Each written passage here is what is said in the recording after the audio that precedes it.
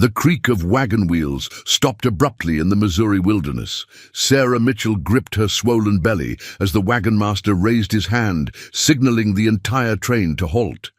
She had felt something wasn't right all morning, but the sudden stillness churned her stomach with dread.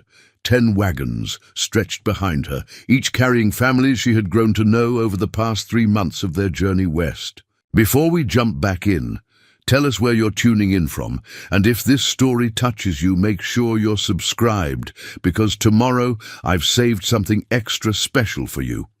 James Bradford, the wagon master, dismounted with deliberate slowness. His boots hit the dusty ground with a finality that made Sarah's heart race. Around them, the forest seemed to hold its breath. Even the birds had gone quiet. Her husband, Thomas, stepped down from their wagon, his face pale despite the summer heat. "We need to talk about the supplies," Bradford said, his voice carrying across the clearing, but Sarah knew it wasn't about supplies. The way the other settlers avoided her gaze told her everything she needed to know. The cholera outbreak that had claimed 3 lives in the past week had changed something fundamental in their small community. "Sarah," Bradford continued, removing his hat to wipe his brow, "your condition, it's putting a strain on our resources." "My condition?" Sarah's voice cracked. "You mean my baby? The child I've carried for 8 months while helping to cook, tend the sick and mend clothes for everyone in this train." The silence that followed was suffocating. Margaret Walsh, who had been like a mother to her since they'd left Independence, couldn't meet her eyes. Even Dr. Abner Coleman, who had examined her just 3 days ago and pronounced both her and the baby healthy, looked away. Thomas stepped forward, his hands trembling. "Bradford, we've discussed this. My wife is due any day now. You can't seriously consider—" The vote was unanimous among the council, Bradford interrupted. 23-2. We can't risk the welfare of 37 people for one family. Sarah's knees buckled. The vote. They had met last night while she was sleeping, and they had voted her out. Not just her, but Thomas too, because husbands didn't abandon their wives, not even out here. The sun was barely above the horizon when the wagon train resumed its journey westward, leaving behind a small clearing where a single wagon stood silent and alone. Sarah sat on the tailgate watching the dust cloud grow smaller until it disappeared entirely beyond the tree line. She hadn't expected the abandonment to feel this complete, this final. Even the wheel ruts from the other wagons were already beginning to blend with the forest floor. "We have enough supplies for maybe 10 days, Thomas said, climbing up beside her. His voice was steady, but she could hear the strain beneath it. "If we ration carefully, perhaps 2 weeks. And then what?" She placed her hand on her belly, feeling the baby's movements underneath. The child had been particularly active since dawn, as if sensing the change in their circumstances. Thomas wrapped his arm around her shoulders. "Then we figure out our next move. The settlement at Fort Davidson isn't more than 50 miles southwest. We could—" A sharp pain cut through Sarah's words. She gasped, gripping the wagon's edge as the contraction seized her. Thomas's face went white. "How long?" he asked. "That's the 3rd one this morning," she admitted. "They're about 20 minutes apart." "Why didn't you tell me sooner?" "Because Bradford was looking for any excuse to leave us behind." Thomas ran his hands through his hair, a gesture she recognized as his way of fighting panic. "All right.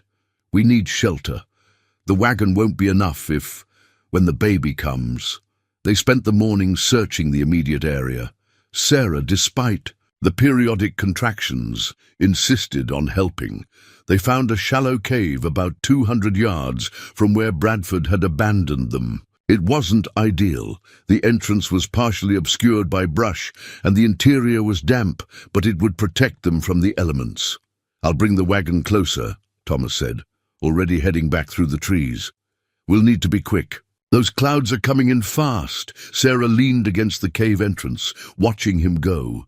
The contractions were closer now, perhaps 15 minutes apart. She pressed her forehead against the cool rock, trying to remember everything Dr. Coleman had told her about labor. Not that his knowledge would matter much out here, with no one to assist. The crack of a branch made her spin around. Her heart pounded as she scanned the forest. The settlement had warned them about dangers, wolves, bears, and natives who didn't take kindly to strangers. Most concerning were the Shawnee, who had been increasingly aggressive towards settlers encroaching on their hunting grounds. Another contraction hit, stronger than before. Sarah bit her lip to keep from crying out, but a small whimper escaped. When she opened her eyes, she wasn't alone. A tall figure stood at the edge of the clearing. He wore buckskins that blended with the forest shadows, his dark hair braided with what looked like feathers. In his hand, he held a bow. A Shawnee. Sarah's breath caught. She had heard the stories, massacres, kidnappings, entire families slaughtered.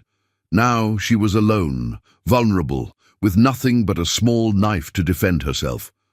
The man tilted his head, studying her. His face was weathered but young, maybe 30 summers. His eyes were sharp, intelligent.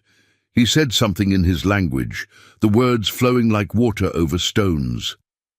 Sarah pressed herself against the cave wall. I don't understand. He stepped closer, gesturing to her belly. Another contraction gripped her, and this time she couldn't suppress the cry of pain. When she opened her eyes again, the man was closer, his bow now slung across his back. He pointed to her, then to the ground, making a circular motion with his hand. Sarah gasped as the pain subsided. My husband, he'll be back soon. Please, I just need... The sound of distant thunder cut her off. Or was it thunder? The man's head snapped toward the sound, his body tensing. Without warning, he grabbed her arm and pulled her toward the cave entrance. No! Stop!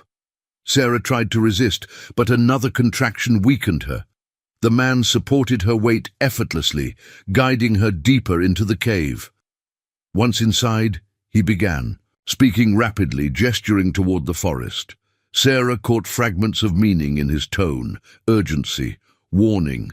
He was trying to tell her something. The thunder grew louder, and now she recognized it for what it was. Horses, many horses. The man disappeared deeper into the cave, returning moments later with an armful of branches and leaves. He arranged them near the entrance, creating a natural screen. Then he handed her a stick, about the length of her forearm, and demonstrated biting it. For the pain, she realized. Heavy raindrops began to fall outside, quickly becoming a downpour. The sound of horses grew closer, accompanied by rough voices speaking English. Raiders, the lawless men who preyed on settlers and natives alike. Search the area, someone shouted. I saw fresh wagon tracks. The Shawnee hunter pressed a finger to his lips, then moved to the cave entrance. He drew his knife, a wicked-looking blade that gleamed even in the dim light. Sarah's heart pounded as she listened to the raiders approach. Found the wagon, another voice called. Still warm, they can't be far. Probably ran when they heard us coming, the first voice replied. Spread out, check for caves. Sarah bit down on the stick as another contraction hit. The pain was becoming unbearable, and she could feel the baby's position shifting. The man looked back at her, his expression unreadable, but somehow reassuring. He returned to her side and took her hand, squeezing gently as if to say, be strong. Footsteps approached the cave entrance. The hunter tensed, ready to spring. Sarah could barely focus through the pain, but she watched in amazement as the man moved with absolute silence to a position behind the thick brush screen. Nothing here, the raider said, his voice so close Sarah could have touched him. Just some dried leaves. Keep looking, came the distant reply. They're worth more alive than dead, especially the woman. The hunter's grip on his knife tightened. Sarah understood then. He was protecting her. This man, who owed her nothing, who belonged to a people many settlers considered enemies, was standing between her and danger. The raider's footsteps receded. Sarah let out a shaky breath, but the hunter motioned for continued silence.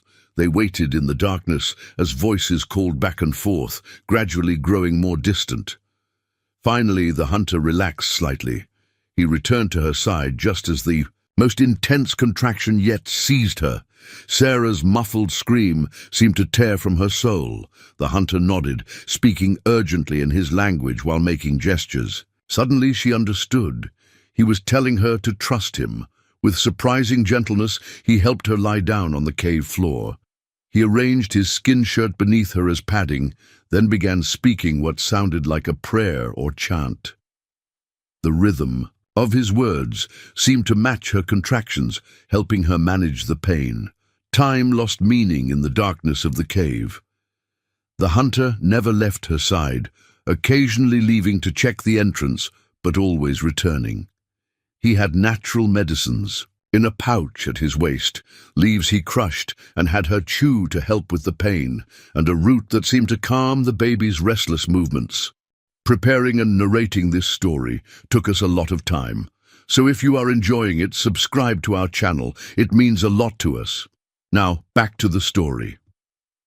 Somewhere in the endless cycle of pain and brief respites, Sarah learned his name, Nayeli, meaning I love you in his language.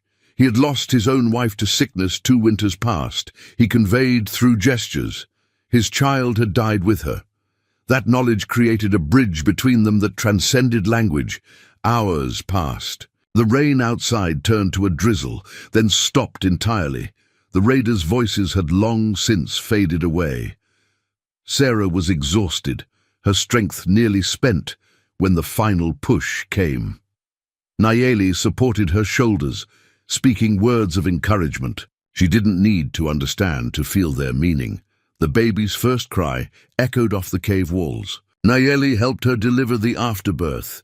His movements practiced and confident. He used his knife to cut the cord, then wrapped the infant in the softest part of his buckskin shirt. "A daughter," he said in careful English, the first English words she'd heard him speak. He placed the baby in her arms with a gentleness that brought tears to her eyes. Sarah looked down at her newborn daughter, perfect and whole, with a shock of dark hair and eyes that seemed to take in everything. "Thank you," she whispered to Nayeli. "Thank you," he smiled for the first time, revealing strong teeth. "Safe now," he said. "Rest now." As Sarah drifted into an exhausted sleep, her daughter nursing quietly, she heard Nayeli moving about the cave. He was gathering wood for a fire, careful to position it so the smoke would dissipate without drawing attention. The last thing she saw before sleep claimed her was his silhouette against the cave mouth, keeping watch over them both. When she awoke, the world had changed. Thomas hadn't returned. The sun was setting again. Had a full day passed? Nayeli was roasting small game. Over the fire, the savory smell, making her stomach growl. He noticed her stirring and brought her water in a hollowed-out gourd. "My husband?" she asked, her voice rough with sleep. Nayeli's expression darkened. He made gestures toward the forest, then mimicked riding and falling. He drew a finger across his throat. "Dead?" The word felt hollow in her mouth. "The raiders?" He nodded solemnly. Then he pointed to tracks near the cave, hoofprints heading back toward where they'd left the wagon. Thomas must have been on his way back when the raiders found him. Nayeli had discovered his body and covered it with stones, he indicated, a burial, though not in the way Thomas would have wanted. Sarah felt oddly empty. The grief would come later, she knew, but for now she was numb. She looked down at her daughter, who stirred and began to fuss. Her milk had come in overnight, and the baby latched eagerly. "What now?" she asked aloud, not really expecting an answer. Nayeli watched her nurse the baby, then spoke carefully. "You come. Village. Safe." "Your village?" "But they hate settlers." "Not hate." He struggled with the words. "Fear. Different now. You, baby. Family now." Sarah understood. His grief for his lost family, her desperate situation with a newborn, these circumstances had created a bond that transcended the usual boundaries. But would his people accept her? As if reading her thoughts, Nayeli added, "I speak. Chief knows. Me. Lost much. Understand loss." The baby finished nursing, and Nayeli reached for her. Sarah hesitated only a moment before placing her daughter in his arms. He held her with the confidence of someone who had done this before, rocking gently while humming a soft tune. The baby quieted immediately, her tiny fist curling around his finger. "Name?" he asked. Sarah hadn't thought of names much. She and Thomas had discussed possibilities, but never settled on anything. Looking at her daughter, nestled safely in the arms of the man who had saved them both, something felt right about leaving the past behind. "Hope," she said finally. "Her name is Hope." Nayeli smiled again, that rare expression that transformed his serious face. He repeated it carefully, making the foreign sounds his own. "Hope. Good name." Over the next 3 days, Nayeli nursed Sarah back to strength with a combination of game meat, wild vegetables, and healing teas.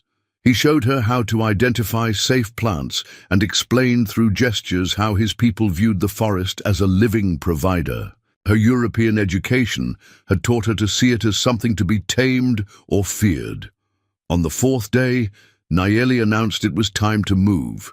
Sarah's strength had returned enough for travel, and the baby was thriving.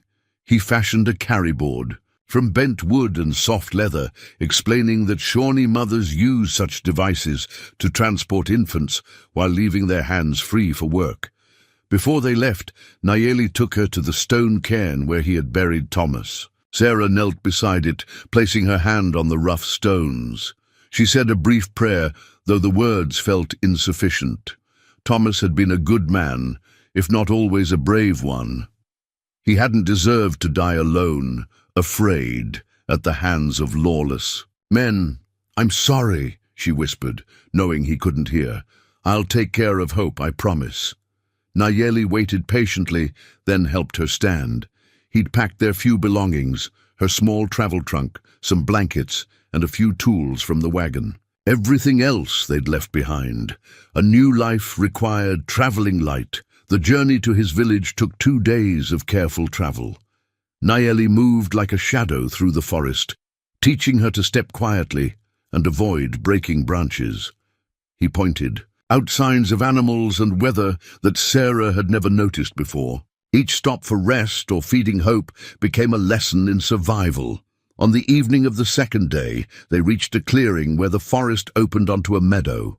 At its far edge, Sarah could see the distinctive dome shapes of Shawnee dwellings. Smoke from cooking fires drifted lazily into the evening sky. Children's laughter reached across the distance, and for a moment, Sarah felt a stab of fear mixed with hope. Nayeli touched her arm, drawing her attention. "Wait here. I speak first. Prepare a way." She watched him walk toward the village with his characteristic silence. Soon, figures emerged from the dwellings, men with weapons at first, then curious women and children. Nayeli's voice carried across the clearing as he gestured back toward where she stood. The conversation seemed to go on forever. Sarah bounced Hope gently, trying to soothe her fussing as she grew hungry. What if they refused? What if they saw her as just another settler to be driven away or worse? Finally, Nayeli returned with an older man who carried himself with unmistakable authority. The chief, Sarah assumed. He studied her with keen eyes that missed nothing. Her travel-worn dress, the baby in her arms, her obvious exhaustion. The chief spoke in the Shawnee language, his words flowing smoothly.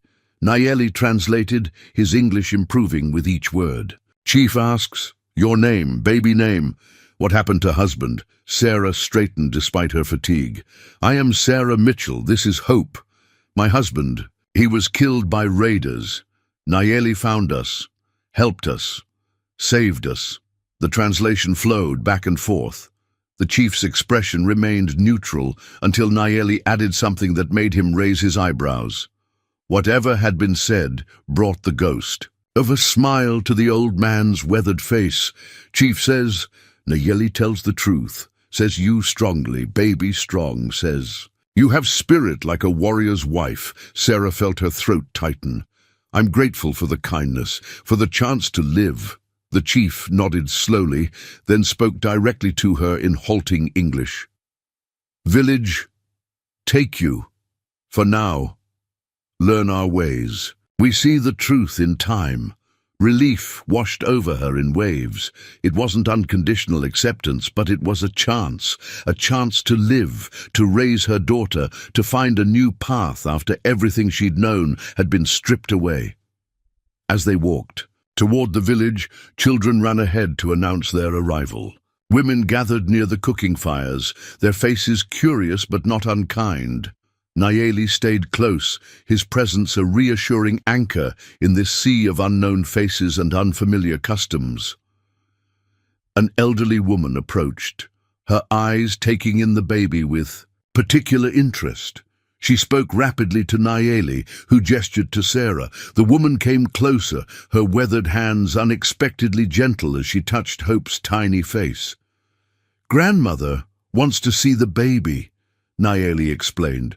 She helps with children. Lost her own daughter, wants to help. Sarah understood the unspoken message.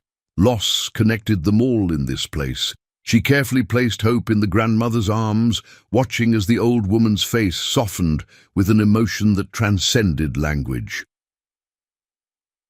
The next hours passed in a blur of new experiences. Nayeli led her to a dwelling at the edge of the village. His home, she realized. It was modest but well constructed, with a central fire pit and sleeping platforms along the walls. The grandmother followed, speaking rapidly to other women who brought food, blankets, and various items Sarah couldn't identify. That first night in the Shawnee village, Sarah lay on soft furs with Hope sleeping beside her. Nayeli had taken a position near the doorway, a silent guardian. The sounds of the village settling for the night were unfamiliar. Different languages, different rhythms, different life. She thought of the wagon train, probably hundreds of miles west by now. Margaret Walsh had likely taken over organizing the cooking rotations. The Hendersons were probably still complaining about the dust. Dr. Coleman was probably treating someone's blisters or fever. Life continued for them, as if she and Thomas had never existed. But here in this moment, Sarah had something she never expected.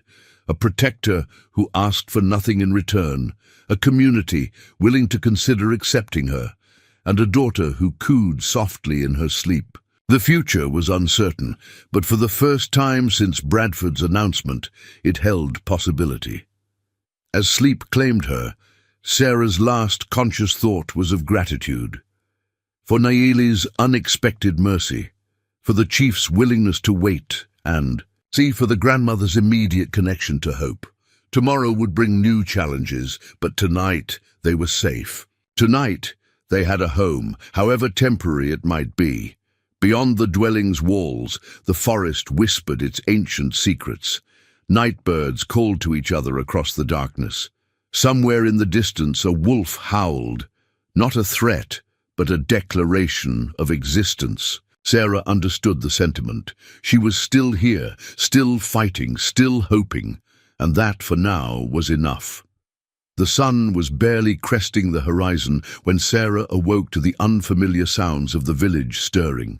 Women hummed working songs. As they stirred cooking pots over outdoor fires, children chased each other between the dome-shaped dwellings, their laughter echoing off the surrounding trees. Young men prepared weapons for hunting parties, while elders sat in circles, smoking pipes and sharing quiet conversations.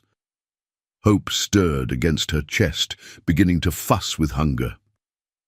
Sarah sat up carefully, wincing at muscles she'd forgotten. She had. Childbirth and days of travel had left their mark. The soft furs beneath her were different from anything she'd known in her settler life, more yielding, somehow more alive. Nayeli entered the dwelling with the silent grace that seemed second nature to him.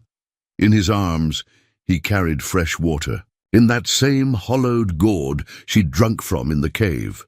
"Morning brings new strength," he said, his English improving daily. "Hope needs you strong too." The grandmother, whose name Sarah learned was Singing Bird, arrived moments later, her weathered face brightening at the sight of the baby. Without hesitation, she lifted Hope from Sarah's arms, cooing in the musical Shawnee language. The infant quieted immediately, as if sensing the woman's expertise. "She lost 8 children to winter sickness," Nayeli explained quietly. 3 born strong, 5 weaker. Her daughter, Hope's age when taken. But she knows all women's secrets for keeping babies healthy. Sarah nodded, understanding this was the woman's way of healing her own losses. She watched as Singing Bird examined Hope with practiced eyes, checking her eyes, ears, and the healing umbilical cord. The old woman produced a small leather pouch, withdrawing what appeared to be dried herbs, medicine tea for new mothers. Nayeli translated as the grandmother began explaining. "Make more milk, makes you stronger faster. Our mothers drink it." One moon after birth, the morning routine that unfolded was both foreign and oddly familiar. Singing Bird instructed Sarah on proper positioning for nursing, while other women gathered to watch and offer advice in their language. They showed her how to wrap the baby in soft doeskin, how to position her on the carrying board for comfort. Everything had a purpose, a method refined over generations. After Hope was fed and content, 2 younger women arrived, sisters named Morning Star and Quiet River. They giggled when Nayeli introduced them, clearly amused by something. When he spoke to them in Shawnee, they laughed even harder. "They say you need proper clothes," Nayeli explained, his ears reddening slightly. "Your dress. They say it makes too much noise in the forest. Frightens animals, frightens men too." Sarah looked down at her torn and travel-stained dress, one of only 2 she owned. The thought of changing clothes seemed frivolous when survival remained uncertain, but when the women laid out carefully tanned doe-skin pieces with intricate beadwork, she understood this was more than practicality. This was inclusion. They asked, "Will you try?" Nayeli seemed uncomfortable with the request. "I will go help prepare a hunting party." Hours passed as the women worked their magic. The doeskin dress was surprisingly practical, loose enough for comfort and nursing, yet fitted, enough to move freely. Morningstar demonstrated how the moccasins were designed for silent movement, while Quiet River showed her how to braid her hair in a way that kept it from her face without the pins she'd always used. When Nayeli returned that afternoon with the hunting party, he stopped short at seeing her. Other men noticed his reaction and teased him in Shawnee. Whatever they said made his composure crack, a rare sight that brought heat to Sarah's cheeks. "You look," he struggled for the English word, "complete." That evening, as the village gathered for the communal meal, Sarah experienced her first real integration into Shawnee society. She sat with the women, Hope sleeping peacefully on the carrying board beside her. The men shared stories of the day's hunt, 3 deer taken cleanly, with respect shown to the animal spirits.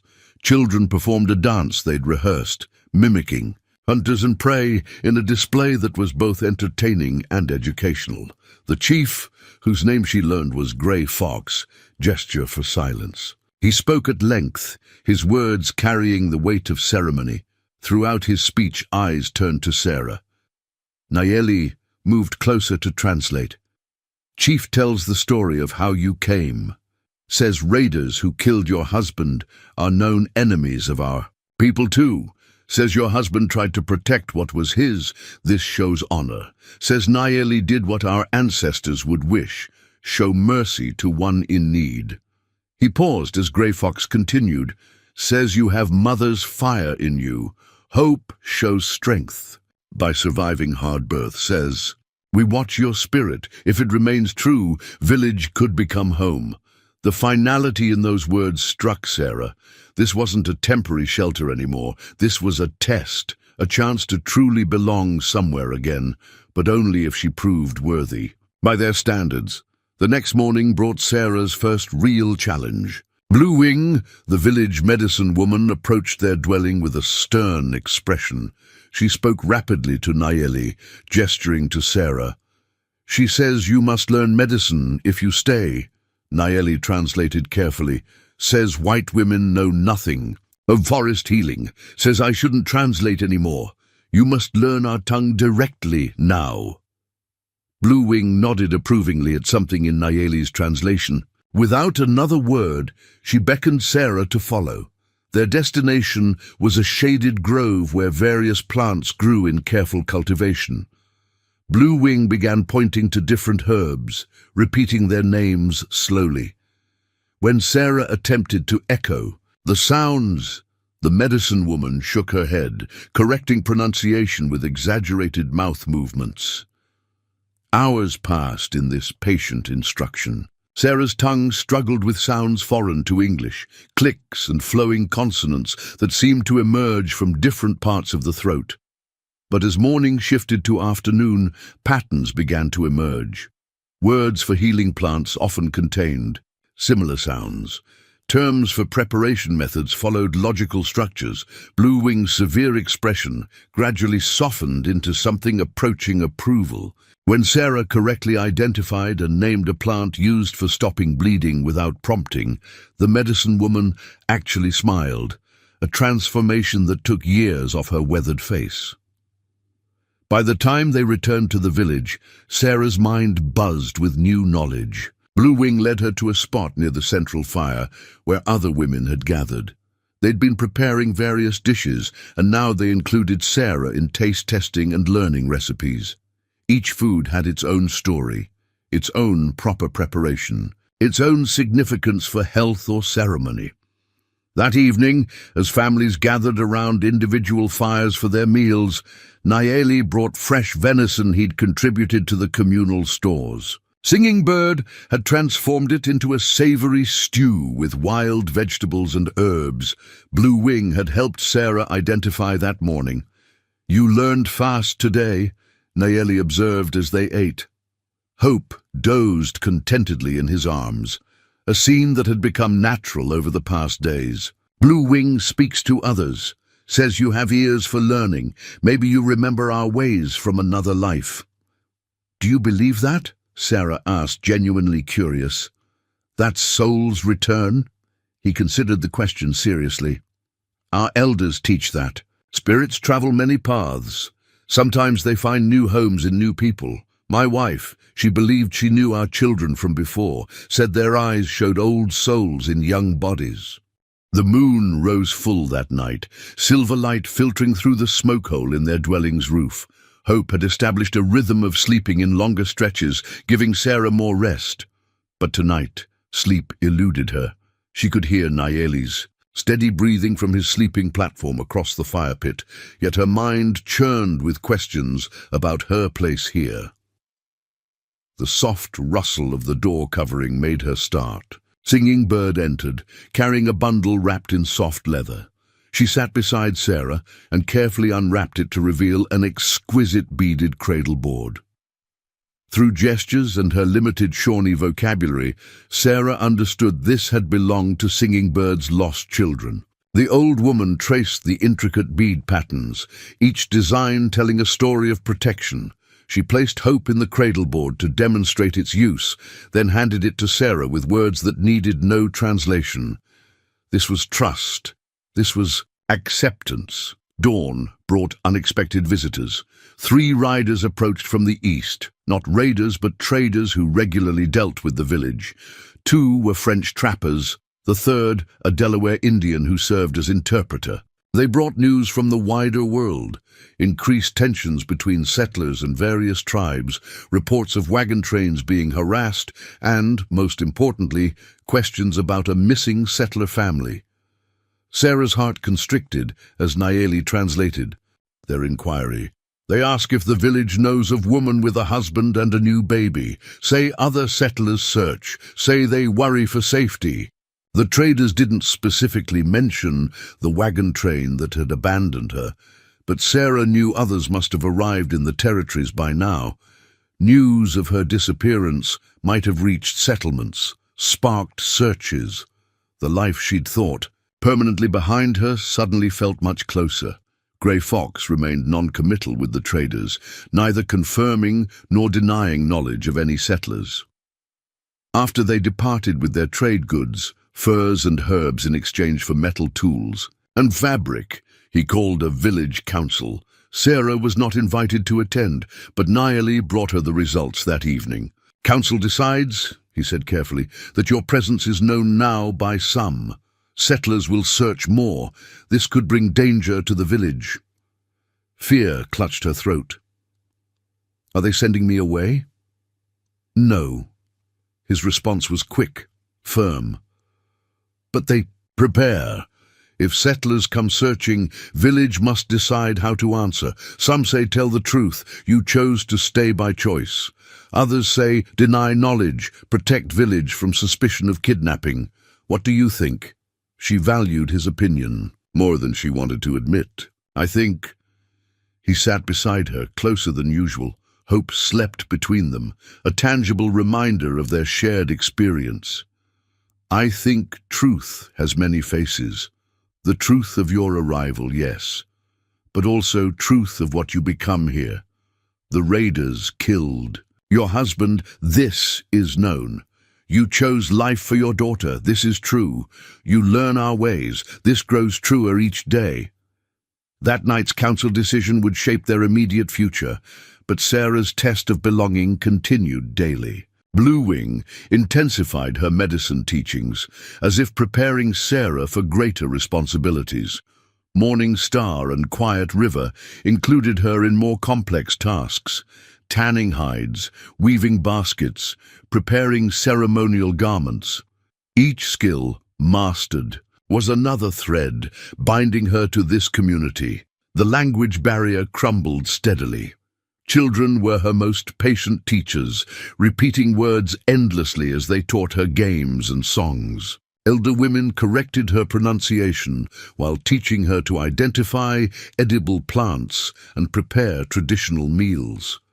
Hunters returning from expeditions shared their knowledge of tracking and forest signs. Even skeptical warriors began to nod acknowledgement. When she passed, 10 days after the traders' visit, scouts reported movement to the south, a small group of settlers approaching on foot. Grey Fox called another hasty council while the village prepared for potential conflict. Sarah insisted on being present this time. "They might be looking for me," she argued to Grey Fox through Naeli's translation. "I can speak with them. Explain. My choice." The chief studied her for a long moment before responding. "If you speak to your people," Naeli translated, "you must speak true to your heart. Where does your heart live now?" The answer surprised her with its clarity. "Here," she said simply. "My heart lives here now." The settlers, 5 men from a wagon train that had followed weeks behind Sarah's original group, stumbled into the village clearing 2 hours before sunset. They were weary, hungry, and clearly surprised to encounter a seemingly peaceful village, rather than the hostile reception they'd been warned about. Sarah recognized none of them, but they instantly knew her. The leader, a sturdy man named Jacob, Crawford approached cautiously. "Mrs. Mitchell? Sarah Mitchell?" "Yes," she answered, stepping forward. Hope was secure in the beautiful cradleboard Singing Bird had gifted her, and she wore the doeskin dress Morning Star had made, purposefully displaying her integration into village life. "Thank God we found you," Crawford continued, relief evident. "We heard reports about a family lost to raiders. Your wagon train sent word to the settlements, said you'd been left behind. They asked for forgiveness, said they'd made a terrible mistake." The irony wasn't lost on Sarah. "Did they mention they voted to abandon me? 23-2.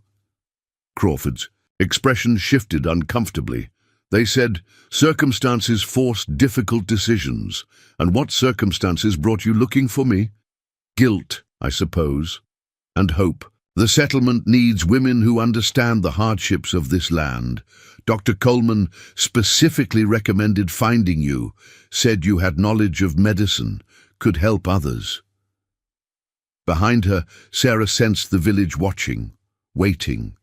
She'd been tested with learning their language, their customs, their skills. Now came the ultimate test, choosing between the familiar world she'd left and the new one she was building. I appreciate your concern, she said carefully. But as you can see, I've found a place already. These people saved my life and my daughter's. They've offered us home and family. Crawford and his men exchanged glances. Mrs. Mitchell, surely you understand the dangers. These are natives, savages. They might seem friendly now, but they are neither savages nor strangers, Sarah interrupted firmly.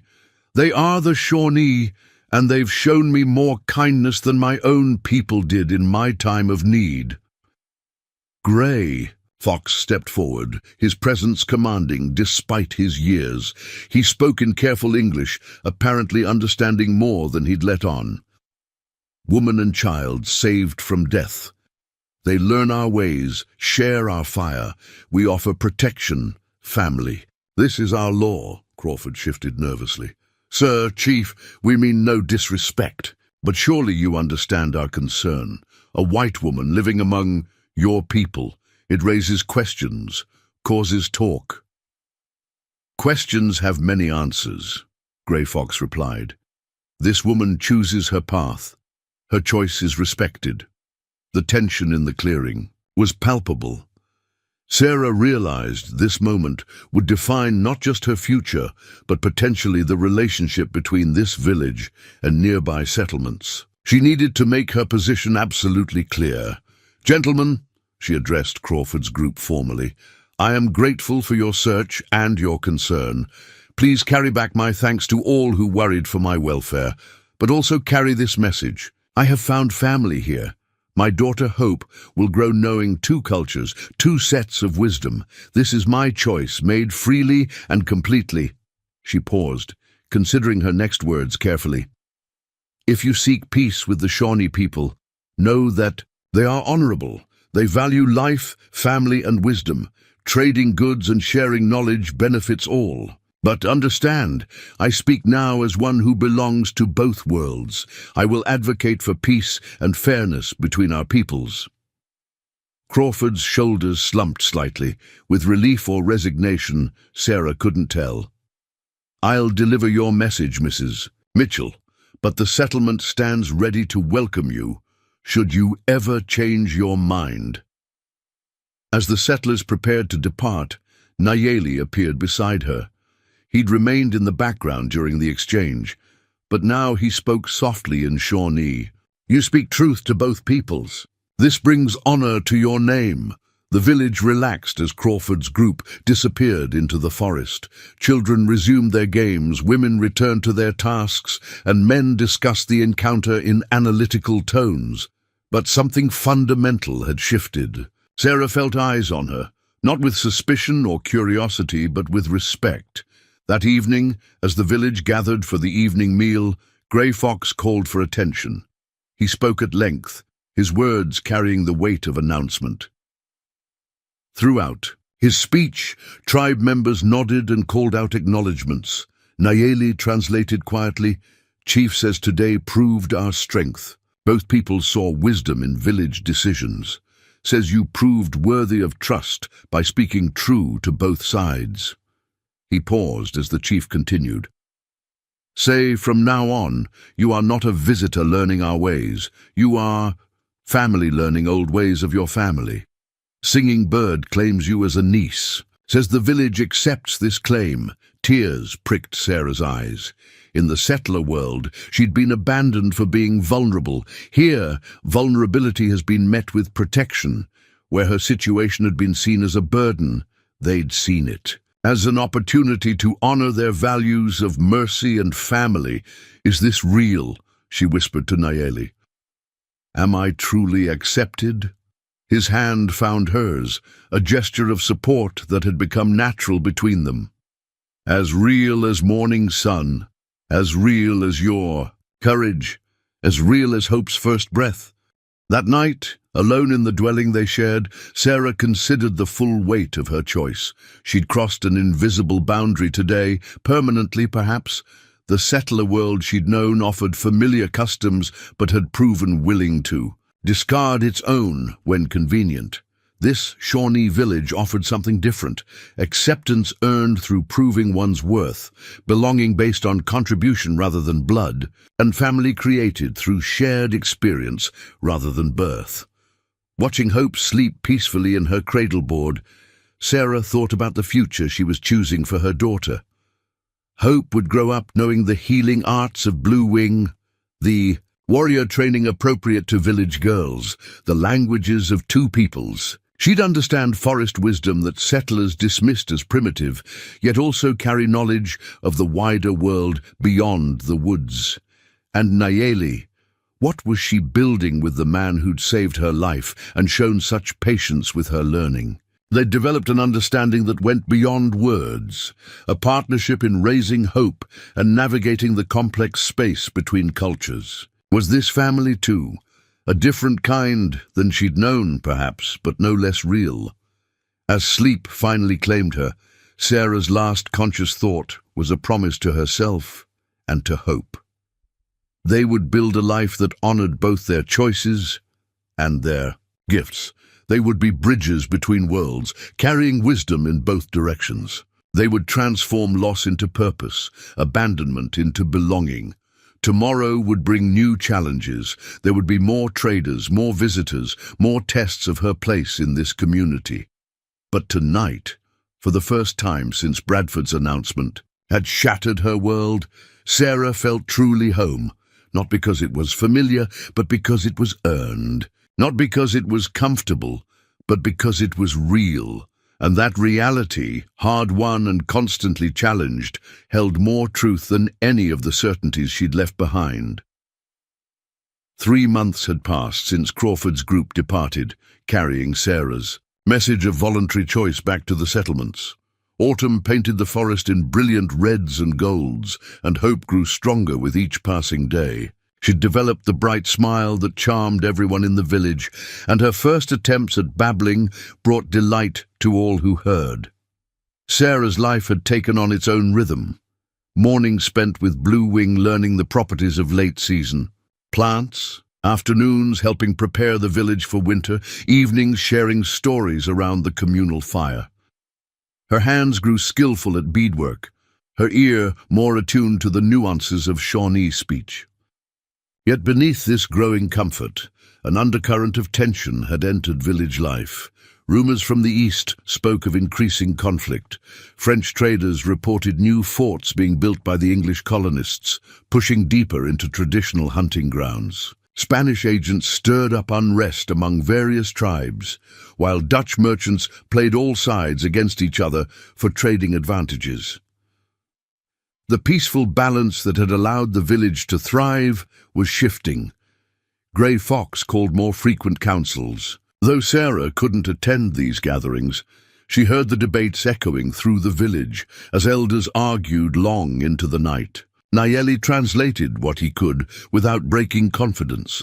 Some voices advocated relocation deeper into Cherokee territory, others pushed for stronger alliances with neighboring Shawnee bands, and a few younger warriors even spoke of striking, first against encroaching settlers. "What do you think?" Sarah asked Nayeli one evening as they prepared for the evening meal. Hope cooed happily from her cradleboard, entertaining herself with the colorful beads dangling above her face. Nayeli stirred the fire thoughtfully before answering. "War brings only more war.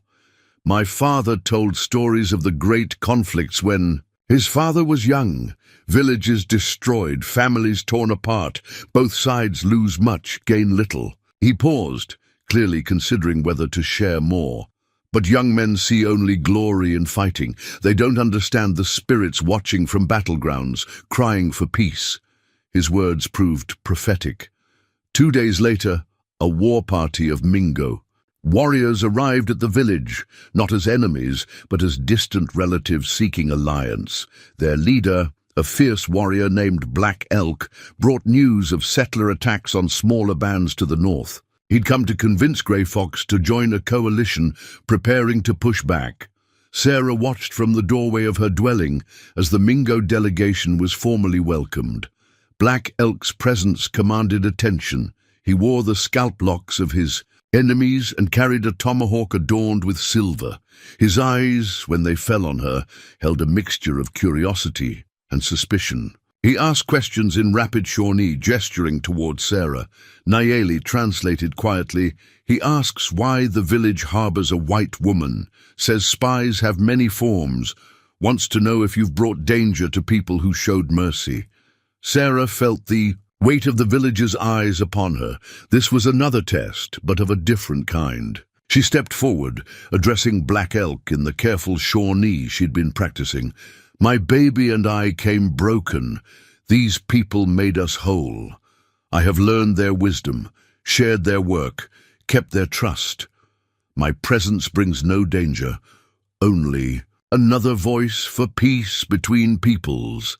Black Elk studied her intently, then spoke to Grey Fox in tones too rapid for Sarah to follow. The exchange continued for several minutes before he finally nodded and turned back to her. You speak our tongue with respect, he said, switching to English for the benefit of the gathered crowd. But words alone don't prove hearts. Time will show truth. The Mingo warriors stayed for 3 days, their presence transforming the village's mood. Young men gathered eagerly to hear war stories, while women worked overtime to prepare feasts worthy of honored guests. Sarah found herself caught between worlds once again, helping with traditional preparations while listening to tales of battles that painted her former people as invaders and destroyers. On the final evening of the Mingo visit, a feast was held to honor the alliance being forged. Sarah had spent the day preparing venison and wild turkey with seasonings Blue Wing had taught her, her skill in traditional cooking now rivaling many village women. As darkness fell, drums began their hypnotic rhythm, and dancers performed ancient ceremonies. Black Elk approached where Sarah sat with Hope and Singing Bird. He carried a gourd of ceremonial wine and offered it as a gesture of respect. Village grandmother tells of your medicine learning, he said carefully. Says your hands bring healing touch. Says even suspicious Mingo should see truth before war cloud's judgment. Sarah accepted the gourd and sipped the bitter liquid. Wisdom? It comes from many sources, she replied, choosing her words carefully. As a warrior learns from both victory and defeat, a healer learns from all who suffer. Distance between peoples shortens when we share knowledge. The warrior nodded slowly. Perhaps there is purpose in your presence here. If conflict comes, need for healers grows. Your mixed knowledge might save lives. His words contained both acceptance and warning. The alliance was being formed, plans discussed in men's councils that would shape the coming months. Though Sarah had been granted a measure of acceptance, the larger forces of history were closing in on their peaceful clearing. 2 weeks after the Mingo departure, the first refugees arrived, a small group of Delaware women and children whose village had been attacked by settlers expanding territory claims. They came seeking shelter, bearing stories of homes burned and men slaughtered for defending land their families had occupied for generations. Sarah's medical training was suddenly put to practical use. The Delaware healer had been killed in the attack, leaving the survivors wounded, needing immediate care. She worked alongside Blue Wing, treating burns, setting broken bones, and mixing poultices for infection. The suffering had faces now, not abstract tales of conflict, but real pain from real violence. Among the refugees was a young mother named Silver Dove, who'd lost her husband in the attack. Her son, barely 2 summers old, had been accidentally trampled during the chaos. The child lived but couldn't speak. Trauma had stolen his words. Sarah recognized something of herself in the woman's haunted eyes.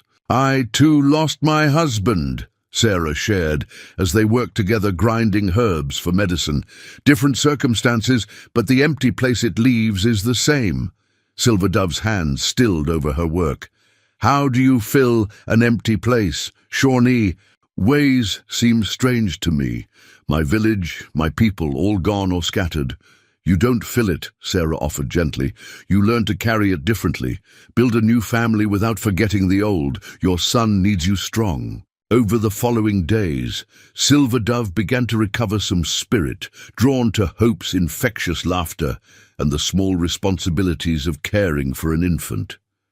Her own son started responding to Sarah's Delaware phrases, limited though they were, and the first time he giggled at Hope's antics, several women openly wept with relief. But the refugees' presence created new tensions.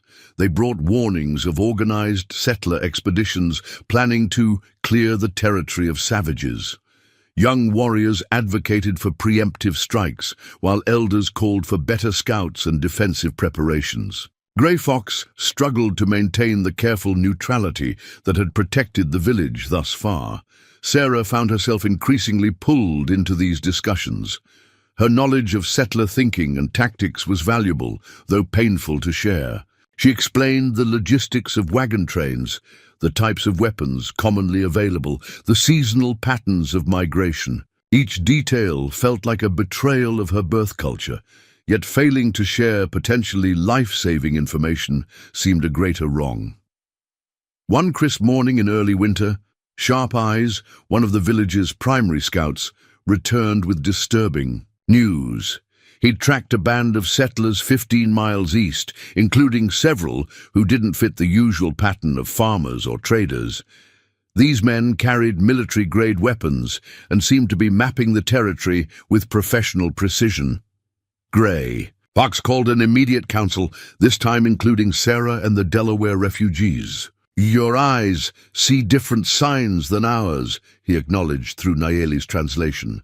If war visits our forest, all must prepare, all must share knowledge that protects. Sarah described the surveying equipment she glimpsed in Sharp Eye's report. Those tools make maps for land claims. When settlers make official claims, they bring law and courts. This isn't just raiding, they're planning permanent expansion. The gravity of this news silenced even the most hot-headed warriors. Legal. Claims by settlers often brought militia protection, making resistance increasingly dangerous. The Shawnee had faced this pattern before in their Ohio Valley homelands, before being pushed south and west.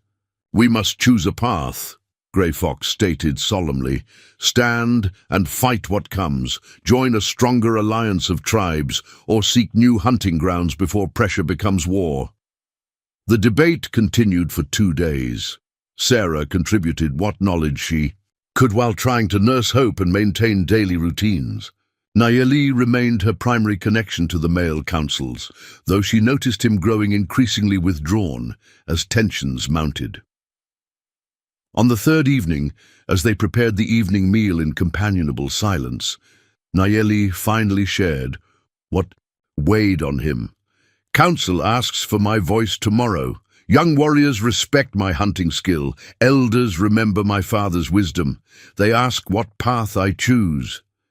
Sarah set down the wooden spoon she'd been using. And what will you say? I think. He paused, struggling with both words and emotions. I think of my wife and child, lost to sickness. I think of finding you and hope, choosing mercy over leaving you to forest spirits. I think of the village accepting my choice, making a family from mercy. Now a new choice comes. He moved closer, sitting beside her near the fire. Hope slept peacefully nearby, the familiar sounds of village evening creating a gentle backdrop. War changes men. I have seen this. Makes hearts hard, hands quick to kill. My wife would want Hope to know a man who protects life, not takes it. Understanding dawned on Sarah. You think we should advocate for relocation? I think we should speak for survival, for my family, for a future where Hope knows peace, not constant watching for enemies. His words struck deep chords within her. The life she'd built here was precious, precisely because it had been chosen freely, away from the conflicts that seemed to consume both settlers and natives. But running felt like abandoning the very principles that had welcomed her: courage, community, and standing for what was right.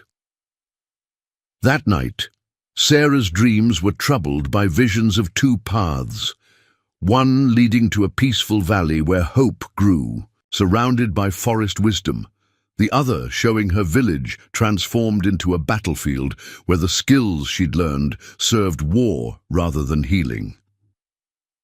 Dawn brought clarity. As she fed hope and performed morning tasks, Sarah realized the choice wasn't binary. The village had already shown her a third way, finding strength through adaptation, wisdom through multiple perspectives, and family through choice rather than blood. When Nayeli left for the council, she asked him to speak for strategic relocation, with a purpose. Not running from fight, she explained, but choosing ground that preserves life while building strength. Find a place that connects us to trading routes, allows us to bridge between cultures, gives hope a future with options. The council debated for hours. Sarah waited with the other women, teaching the Delaware children simple English phrases while they taught her their words. Languages were bridges, she'd learned, opening possibilities for understanding that violence could only destroy. Singing. Bird sat beside her, working on a new cradle board for Silver Dove's son. Your heart speaks wisdom, the grandmother observed, having overheard Sarah's conversation with Nayeli. Many paths cross in this world. Wise travelers choose roads that lead to more paths, not walls. As afternoon shadows lengthened, the council finally reached a decision. Grey Fox emerged looking older but resolute. He called the village to gather for his announcement. Nayeli translated as the chief spoke. We have heard warnings from the east, seen signs of bigger storm coming. After long discussion, voices from many sides, council chooses a new path.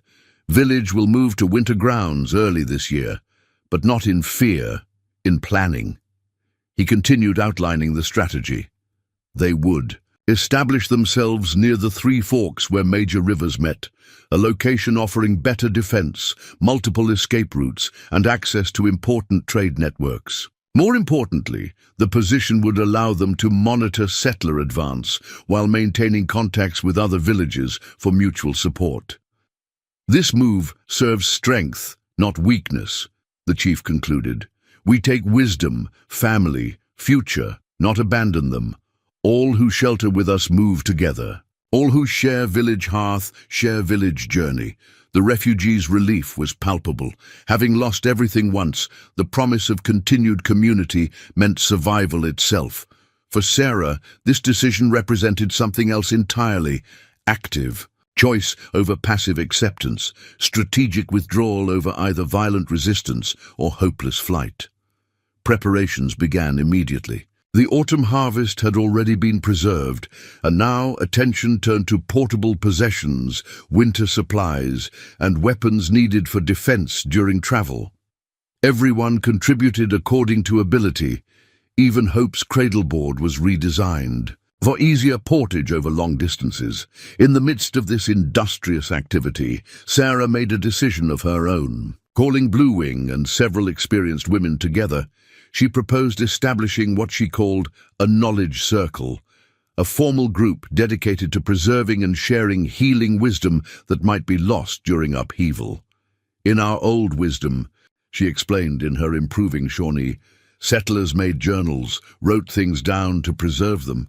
Your knowledge lives in memory and practice. During moves and changes, both can be lost. What if we combine ways? Practice ancient healing while finding new ways to preserve it. Blue Wing surprised her by embracing the idea enthusiastically. The medicine woman had apparently been concerned about this very issue, especially with growing conflicts disrupting traditional apprenticeship patterns.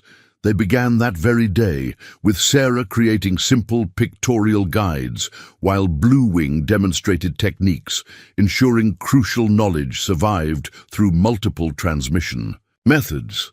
The work deepened Sarah's integration into village life. Women who had initially been skeptical of her presence now sought her unique perspective on preserving medicine knowledge.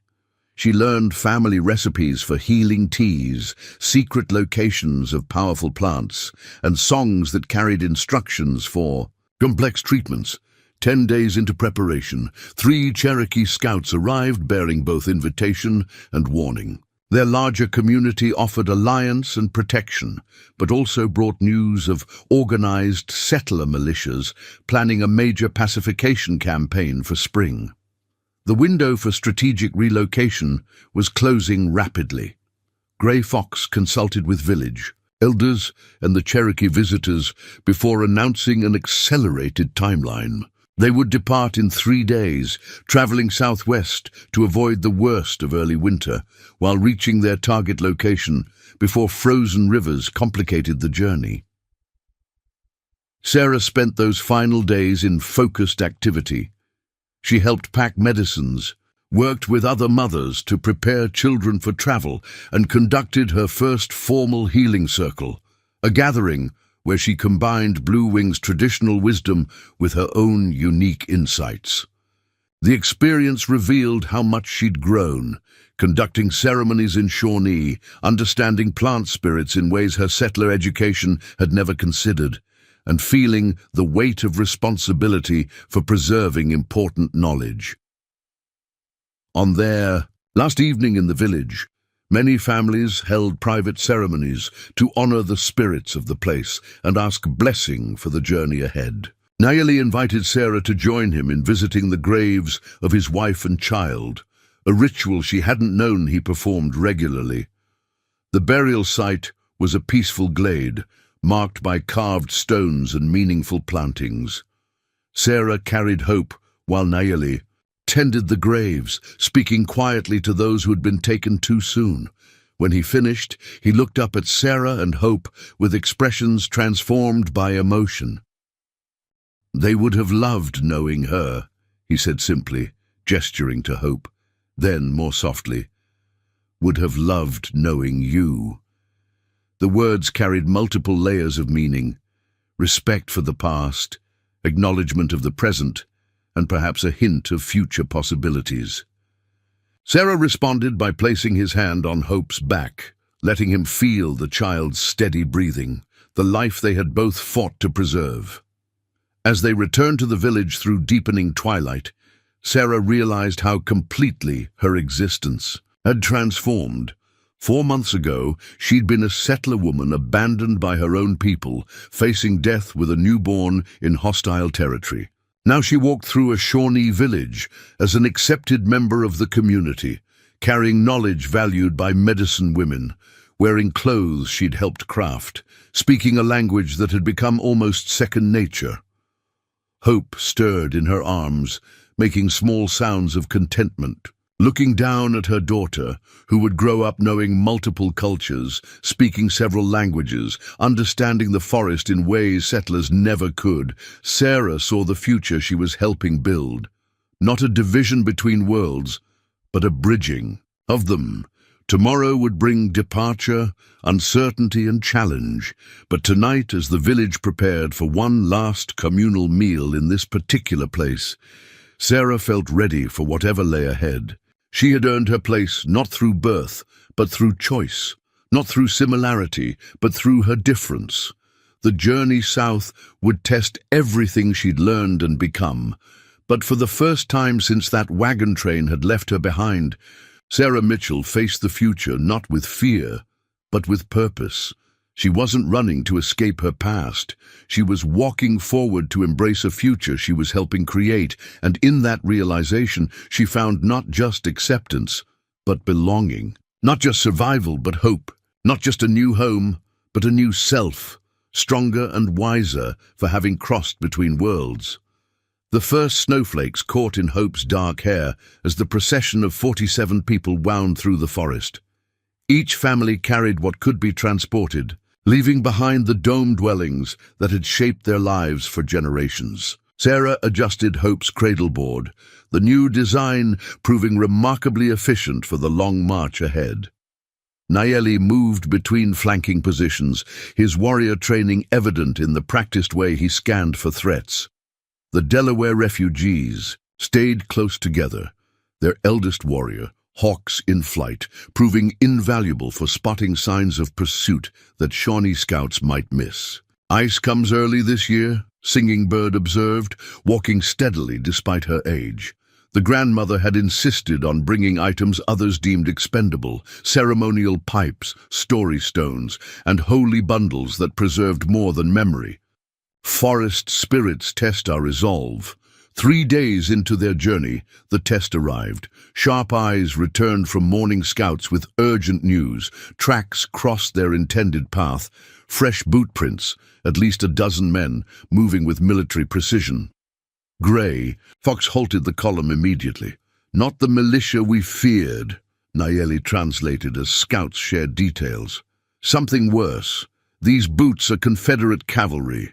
Deserters from southern wars, becoming raiders, killed for pleasure and profit."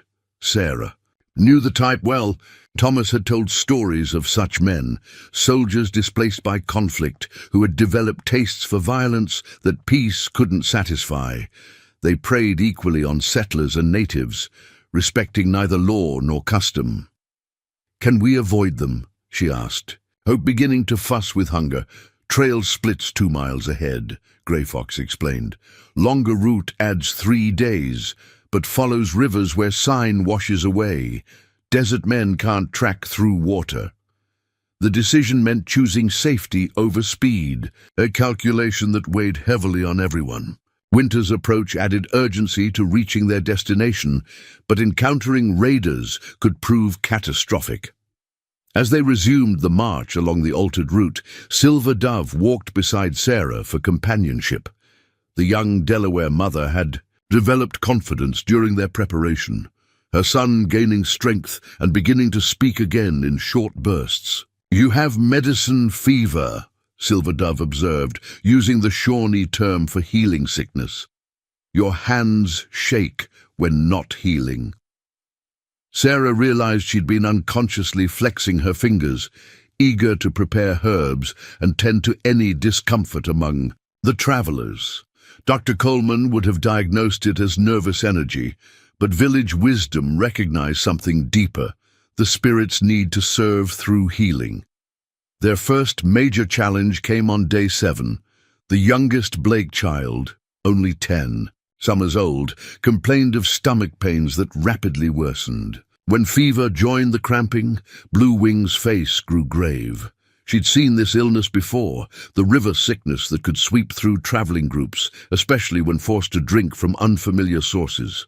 Sarah worked through the night, with Blue Wing, preparing willow bark teas and creating charcoal mixtures to absorb toxins. The child's parents hovered anxiously, while others maintained respectful distance, understanding infection's pattern. By morning, 2 more children showed early symptoms.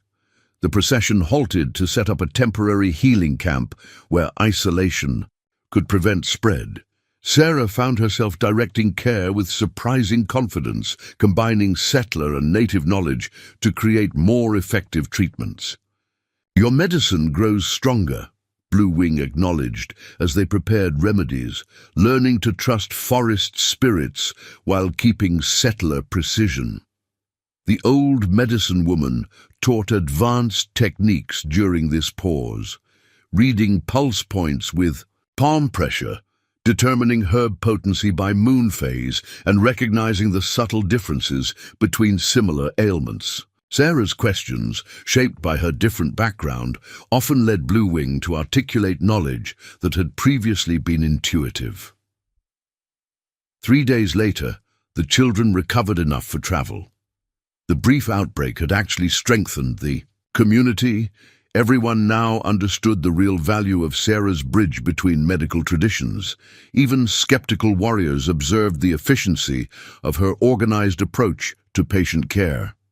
"Like coordinating a hunt," Black Elk commented during a rest stop, He'd been assigned to their group by the Mingo Council, ostensibly for protection, but clearly also for observation. Many hunters worked together, each skill making whole stronger. His words contained grudging respect, evidence that perspective shifted with shared challenges. Sarah was learning that acceptance among warriors came not through dramatic gestures, but through proven competence under pressure. The journey's rhythm settled into patterns shaped by terrain and wisdom. Mornings began with scouts departing before dawn, their reports determining daily routes. Village elders consulted weather signs and river spirits, while the Cherokee guides maintained contact with advance parties preparing their arrival. Hope thrived despite the constant motion. Her presence brought light to difficult moments. Her first real laugh came while watching older children perform shadow plays by firelight. Her first words emerged as simple Shawnee syllables that delighted everyone within hearing. She speaks. The old tongue before English, Nayeli noted with quiet pride one evening. Our ways run deep in her breath. Sarah cherished these moments of connection, understanding how deeply Nayeli invested himself in Hope's development. The informal family they'd created transcended simple guardian relationships, though neither spoke its deeper implications aloud. On day 15, they faced their first major river crossing, a challenge complicated by recent rains turning the usual ford into a treacherous current. The Cherokee guide, Running Water, proved invaluable with his knowledge of seasonal flood patterns. Current follows an old channel along the far bank, he explained to Grey Fox. If we rope across the narrows, women and children can be pulled along the cable. Safer than trusting horses on slippery stones, Sarah volunteered for the first crossing, wanting to test the system before other mothers risked their children. With Hope secured in a waterproof cradle board and a rope around her waist, she felt the current's power firsthand. The cold struck through her clothing as she half swam, half walked toward the opposite bank. Reaching the other side, soaked but safe, she established a warming fire and prepared to receive others. The system worked, though several elderly members struggled, and one near disaster occurred when a young running bear became entangled in the rope. Quick action by village swimmers prevented tragedy, but the incident sobered everyone to the crossing's genuine danger. That night, as they recovered from the day's exhaustion, Sarah overheard conversations she wasn't supposed to. Some mothers expressed concern about bringing a white woman's child into their future village. Not outright hostility, but worry about the complications her presence might create during negotiations with other tribes. The words stung, despite her growing confidence in her place. She understood the practical concerns. The Shawnee were entering a region where multiple tribes competed for resources and alliances. Her presence added layers of complexity to already difficult situations. Nayeli must have sensed her distress, appearing at their fire with fresh meat from his evening hunt. Some voices sound louder when fear speaks, he offered carefully. Most see the truth. Hope belongs to earth and sky, not just one people. Her path enriches all paths. His words helped, but Sarah recognized the need to address concerns directly. She requested time at the evening council, surprising many by speaking entirely in Shawnee. Sisters and mothers of our village, I hear worries about my daughter's place among us.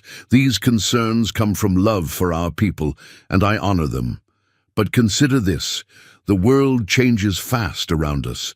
Children who understand many ways speak. Many tongues build bridges between peoples. They are arrows in our defense against future storms. Hope learns healing from Blue Wing, tracking from Shawnee hunters, river wisdom from Cherokee scouts. She becomes stronger for knowing many paths. Singing Bird spoke in support. My eyes have seen long seasons. When my grandmother's grandmother walked, no horses carried our people. No metal tools helped our work. Strength comes from adapting, learning, growing. This child brings no weakness to village. She brings tomorrow's strength. The response wasn't immediate acceptance, but it shifted conversations. Sarah noticed mothers watching Hope more thoughtfully, observing how naturally she responded to Shawnee games and stories. The children, unaware of deeper tensions, treated her as simply another village infant, a powerful influence on community perception. 2 weeks into the journey, they encountered signs of abandoned settlements, not native villages, but isolated homesteads left by settlers who'd attempted to claim land beyond legal boundaries. Blackened beams and scattered possessions told stories of hasty departures, probably when local tribes finally organized resistance. These reminders of the settlement's advance worried everyone. The militia tensions they'd left behind seemed to follow them even into supposedly untouched territory. Sharp Eyes reported increasing encounters with surveyor marks and land stakes, suggesting organized expansion moved faster than expected. The winter grounds we seek, Grey Fox confided through Nayeli, may not stay isolated much longer.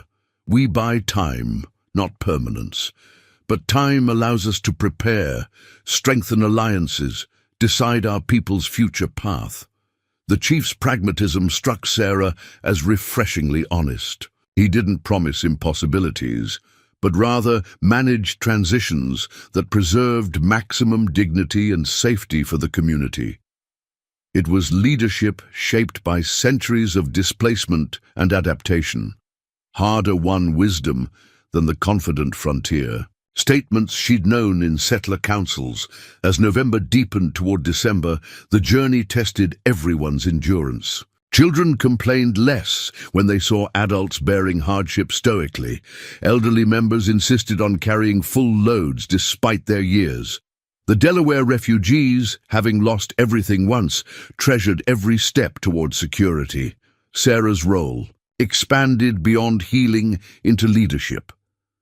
Her ability to translate between cultures helped smooth interactions with traders they encountered on the major routes. Her settler knowledge proved valuable in avoiding areas where territorial conflicts might erupt. Most importantly, her presence normalized cooperation between peoples that fear often kept apart. During particularly difficult passages, she found herself creating what she called walking songs, rhythmic chants that combined Shawnee melody with English words the travelers were learning.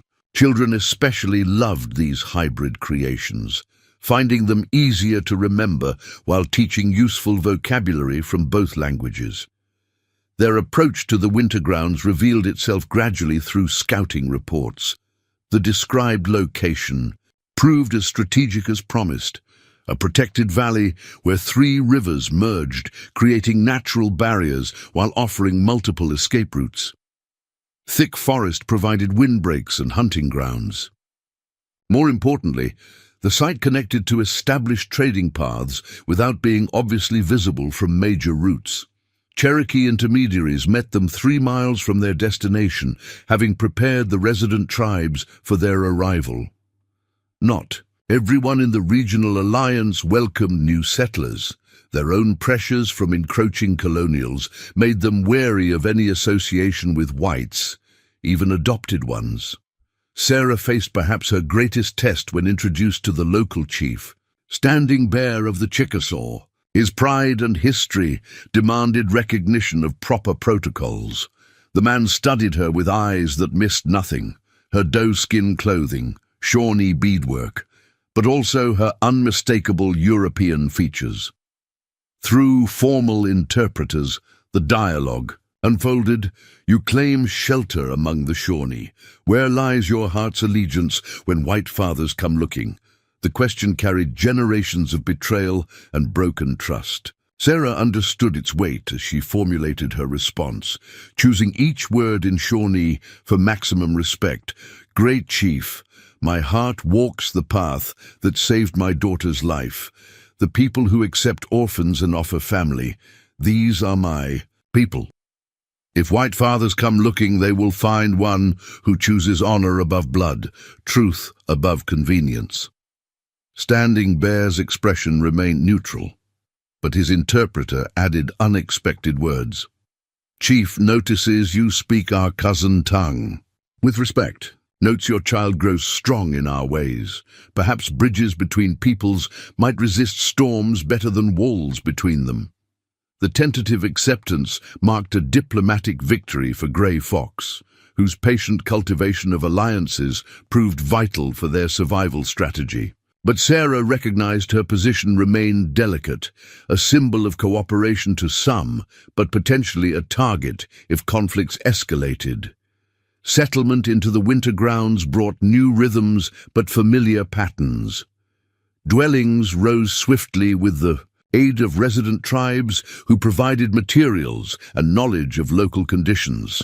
Sarah established a healing lodge quickly, its design incorporating improvements learned during their journey. Blue Wing approved each innovation, their partnership now marked by mutual respect rather than teacher-student hierarchy.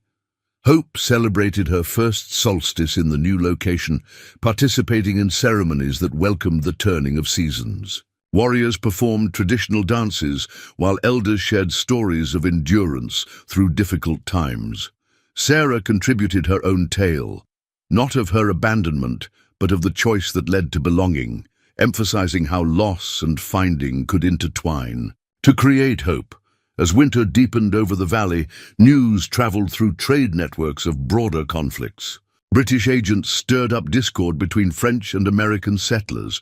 Spanish officials complicated native alliances with promises that history suggested were hollow. Each report confirmed the wisdom of their strategic relocation, though none claimed they'd found permanent safety. "We've moved from one chess game into another," Sarah observed to Nayeli one evening as they watched Hope sleep. "The players remain the same, just the board has shifted." Nayeli nodded slowly. "But now we understand the game better, know the moves before they happen. More important, know there are other games to play." His words pointed to something Sarah increasingly understood. Survival required not just reactive adaptations, but proactive shaping of circumstances. The knowledge they preserved, the alliances they built, the bridges they maintained between cultures, these were the tools for influencing the larger forces that threatened to overwhelm them. As the year's longest night approached, Sarah felt the weight of transformation. 4 months ago, she'd been a discarded settler facing death. Now she led healing ceremonies, counseled alliance partners, and planned for a future where her daughter would navigate worlds her own parents couldn't have imagined. The solstice celebration peaked with the traditional lighting of the Great Fire, a ritual promising the sun's return despite winter's grip. As sparks ascended into the star-filled sky, Sarah held Hope close. The baby's eyes reflected the dancing flames, wide with wonder at the spectacle.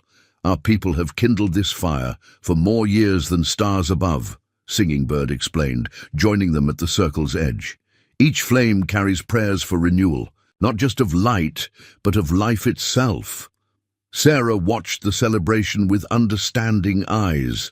These weren't primitive rituals, but sophisticated ceremonies that bound community through shared meaning.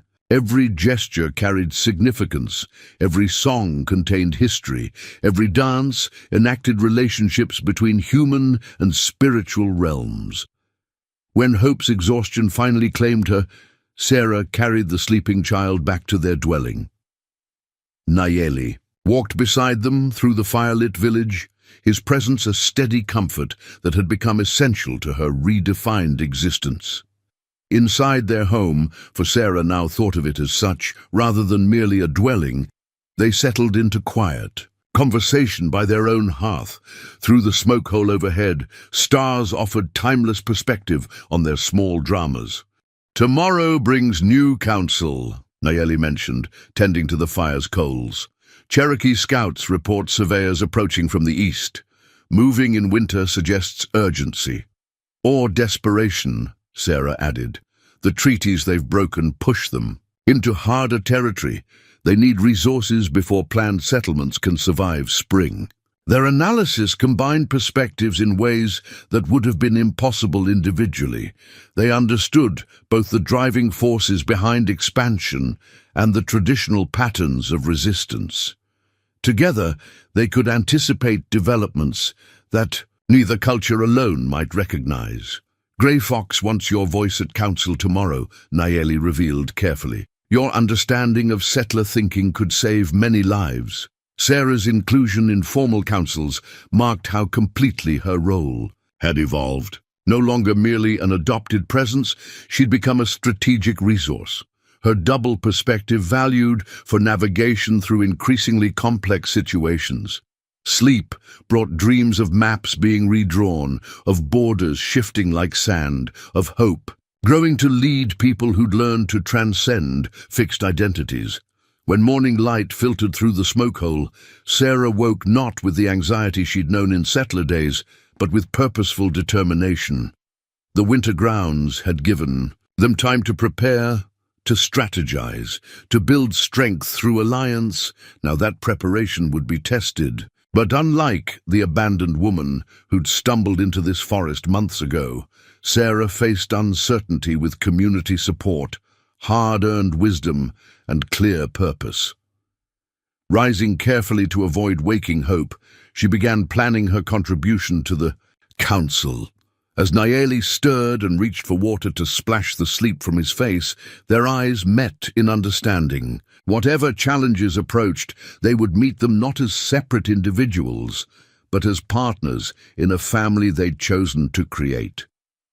The council chamber filled with the acrid smoke of ceremonial tobacco as tribal representatives gathered to discuss the surveyor threat. Sarah sat in the position Grey Fox had designated, far enough from central discussions to show respect for traditional hierarchy, yet close enough to participate when called upon. Hope drowsed in her cradle board, occasionally making the soft sounds that had become a familiar background to village life. The Cherokee translator, a thin man named Snake in the grass, presented the scouts' findings. 3 survey teams work. Separate sections, measuring land by grids. Each team marks boundaries with posts marked in English and numbers. Cherokee words say they claim water rights to all rivers within their measurements. Murmurs of outrage rippled through the gathering. Water rights formed the foundation of territorial claims. Controlling rivers meant controlling access, travel, and settlement patterns. The surveyors weren't just mapping. They were staking claims that would reshape the entire region. Black Elks, voice cut through the discussion like a blade. We should destroy their work. These posts mark no law we recognize, drive surveyors out before permanent damage happens. Standing, Bear countered with the gravitas of experience. Direct violence invites greater violence. Colonial armies wait for such excuses. Remember what happened when Shawnee war parties struck survey teams in Kentucky. Whole villages burned in response. The debate continued for hours, voices rising and falling in complex rhythms of argument and counter-argument. Sarah listened intently, forming mental maps of the political landscape as complex as any geographic chart. When Grey Fox finally signaled for her input, Sarah chose her words carefully. Settlers think in straight lines, while forests grow in curves. Their surveys divide what nature joins, waters that flow together, hunting grounds shared by many creatures, sacred sites connected by ancient paths. But stopping them requires understanding their methods, she continued, explaining how survey teams operated, the careful documentation, the legal requirements for official land claims, the military backing that typically followed civilian advance teams. Her knowledge painted a clearer picture than scouts alone could provide, not just the immediate threat, but the machinery behind it. We need more than resistance, she concluded. We need a strategy that disrupts their pattern while avoiding direct confrontation they can use for escalation. Standing Bear regarded her with newfound interest. You speak of war without warriors. Explain this white woman's thinking. Sarah drew a stick from the fire and began sketching in the ash-dusted earth. Surveyors require precise measurements. Small changes to their markers Moving posts by precise distances, altering blaze marks on trees, creates confusion in their records. When different teams report conflicting boundaries, their own people fight among themselves before looking at us. The strategic insight sparked intense discussion. Warriors who had advocated immediate action began seeing the wisdom of subtlety. Elder chiefs recognized the approach's potential to delay or derail expansion without triggering the military reprisals they feared. Nayeli translated the council's final decision. A combined force would monitor surveyor movements, employing strategic misdirection rather than violence. Sarah's suggestion of creating false trails that led to impassable terrain added another layer of confusion. The plan required patience and coordination, but offered better prospects for long-term success. After the council disbanded, Sarah found herself surrounded by healers from various tribes seeking her knowledge of settler medicine. Blue Wing had apparently been promoting her abilities, understanding that cross-cultural medical knowledge could benefit all their peoples. "Show us this." "Writing medicine," requested White Feather, a Creek healer who had traveled far to participate in the regional alliance. Words that capture healing knowledge without speaking. Sarah's pictorial guides had impressed many during their journey, combining simple drawings with Shawnee phonetic notation. Now she faced a unique challenge, teaching written communication to oral traditions without diminishing the power of memory and practice that kept ancient wisdom alive. The healing circle that formed became a daily gathering, drawing practitioners from surrounding villages. They exchanged remedies, compared techniques, and developed hybrid approaches that surprisingly improved outcomes. Sarah learned that combining white willow bark with Cherokee bloodroot created more effective pain relief than either alone. The Greek healers introduced techniques for setting complex fractures that worked better than European methods she'd known. These exchanges cemented Sarah's role as a bridge between worlds. Every successful treatment validated her dual perspective, while each shared knowledge strengthened alliances that might prove crucial in the challenges ahead. Winter Deep's hardest months arrived with storms that challenged even experienced wilderness dwellers. The valley's protected position offered some shelter, but resource management became critical. The council implemented strict rationing protocols while hunting parties braved dangerous conditions to supplement diminishing food stores. During one particularly brutal blizzard that trapped everyone indoors for 5 days, Sarah organized what she called knowledge festivals. Children and adults gathered in the largest dwelling to share stories, skills, and songs.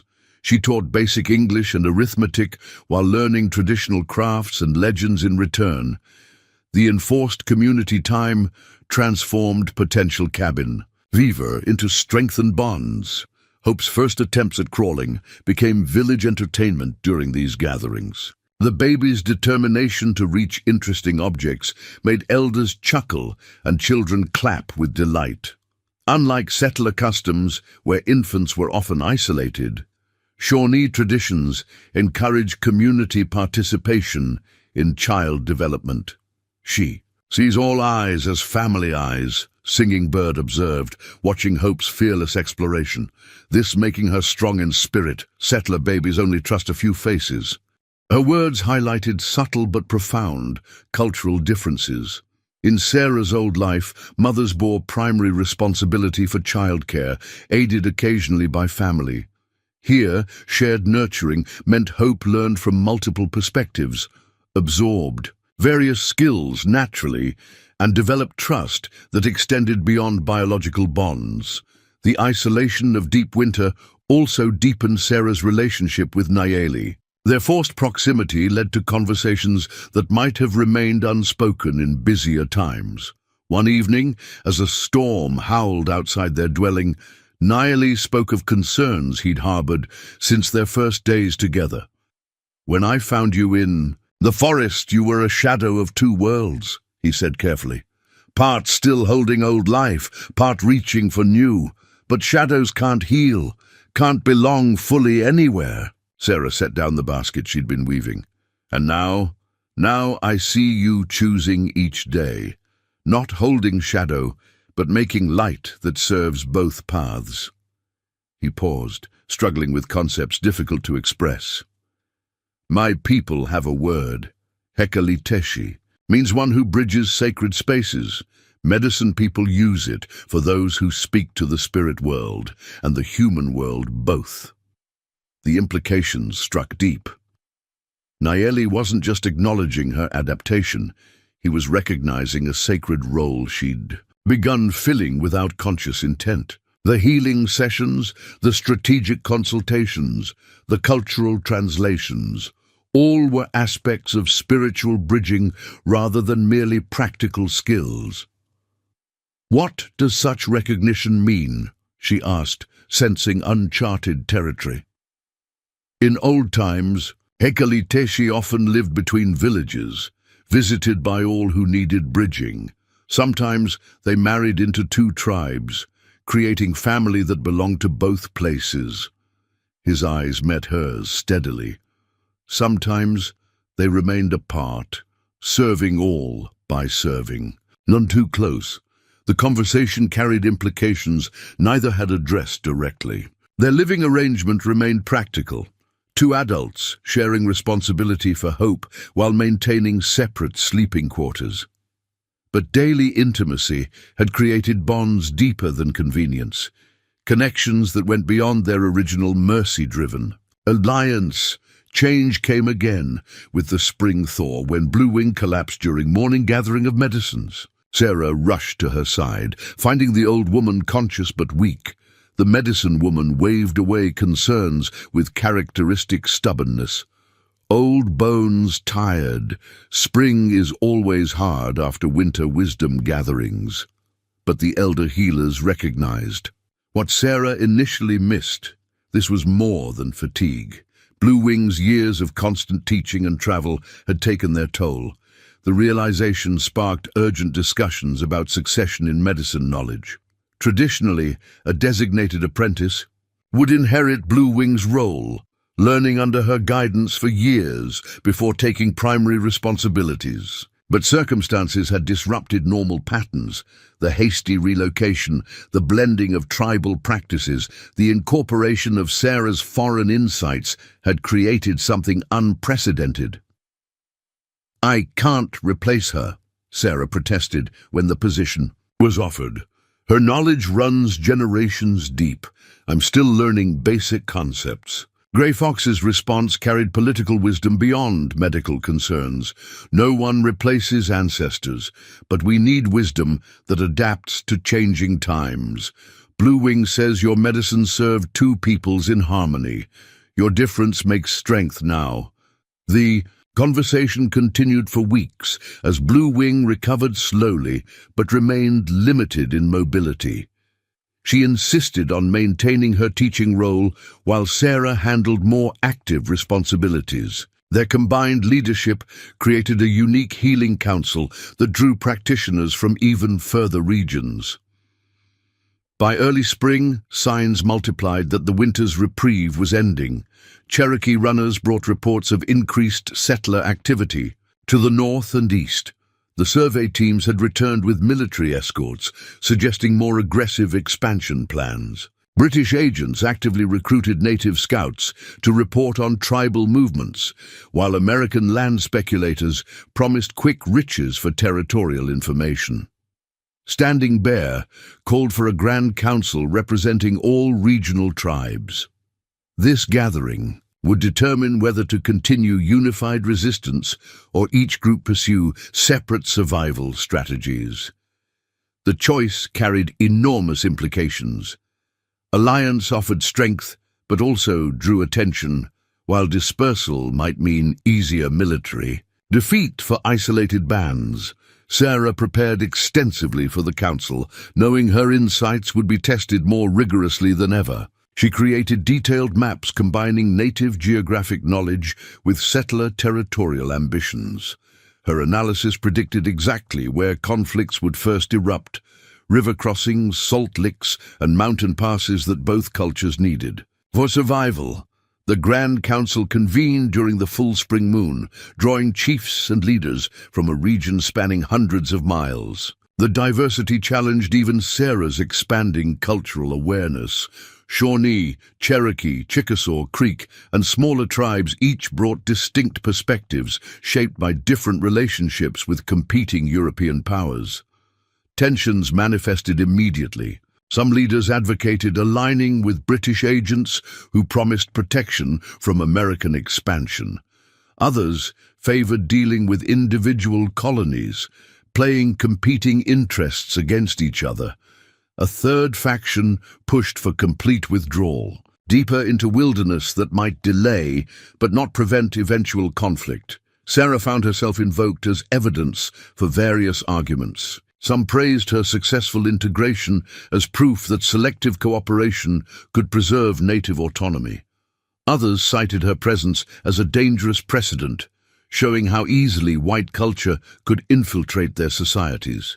Her very existence became a political symbol in ways that threatened to overshadow practical considerations. The breakthrough came unexpectedly through hope.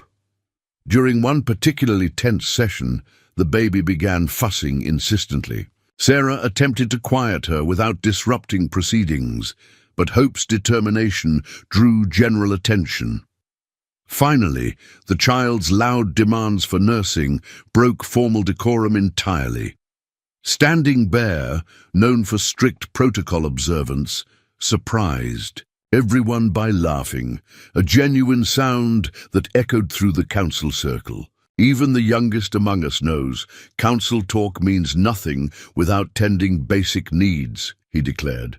Perhaps wisdom speaks through babes when adults forget to listen.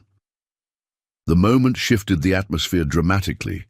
Chiefs who had been posturing found themselves smiling at the universal truth of infant demands. Human connection trumped political theater temporarily, allowing more honest discussion to emerge. Sarah nursed hope while continuing to participate, showing rather than telling how different worlds could coexist naturally. Her comfort proceeding, with maternal duties while engaging complex political discourse, demonstrated the practical reality she advocated: adaptation without abandoning identity. The Council's eventual decisions reflected this shift toward pragmatism. Rather than choosing a singular strategy, they agreed to coordinate diversity. Some villages would attempt diplomatic engagement with colonial authorities. Others would pursue traditional resistance tactics, and several would serve as neutral grounds for healing and trade. This distributed approach offered multiple options for supporting all tribes as circumstances evolved. Most significantly for Sarah, the Council formally recognized the value of cultural bridges. They established a network of interpreters and mediators, not just language translators, but wisdom bridges who could navigate between worldviews. Sarah's role received official acknowledgement, bringing both honor and responsibility. The spring hunt provided a welcome diversion from political intensity. Sarah participated actively, having learned tracking skills that combined settler logic with native intuition. She developed particular talent for identifying medicinal plants during trail observation, creating dual-purpose expeditions that harvested meat and medicine simultaneously. During one hunt with mixed Cherokee and Shawnee hunters, they encountered the first direct evidence of surveyor impact: a redirected stream that flooded traditional hunting grounds. The sight enraged younger warriors who demanded immediate action against responsible parties. Sarah intervened with hard-learned wisdom. Destroying their work invites their armies. Understanding their mistakes teaches us an advantage. She proposed studying the engineering failure to predict where similar problems would develop, using surveyors' own miscalculations to create natural barriers they couldn't blame on native interference. The strategy demonstrated how her bridge role functioned in practice, not by choosing sides, but by finding approaches that preserved dignity while ensuring survival. The hunters returned with detailed information about surveyor techniques, creating intelligence that benefited the entire alliance. As spring advanced towards summer, Sarah's family life evolved alongside her community responsibilities. Hope celebrated 8 months, with recognizably Cherokee and Shawnee babbling alongside initial English sounds. The child's linguistic versatility charmed everyone, making her favorite visitor in every dwelling. Nayeli increasingly shared hunting duties with other men, taking primary care responsibility when Sarah attended healing circles or political meetings. Their partnership deepened into something neither explicitly named, but both relied upon. A family unit built from choice rather than blood, held together by shared purpose and growing affection. One evening after Hope fell asleep, Nayeli broached a subject they'd avoided. Cherokee leaders ask if we follow their marriage customs, make formal what hearts already know. The words carried multiple meanings, personal desire intertwined with political implications.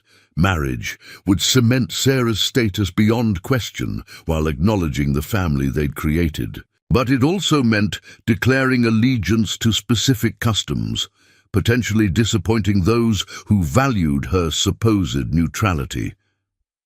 "What do you desire?" Sarah asked, knowing the answer mattered more than political calculations.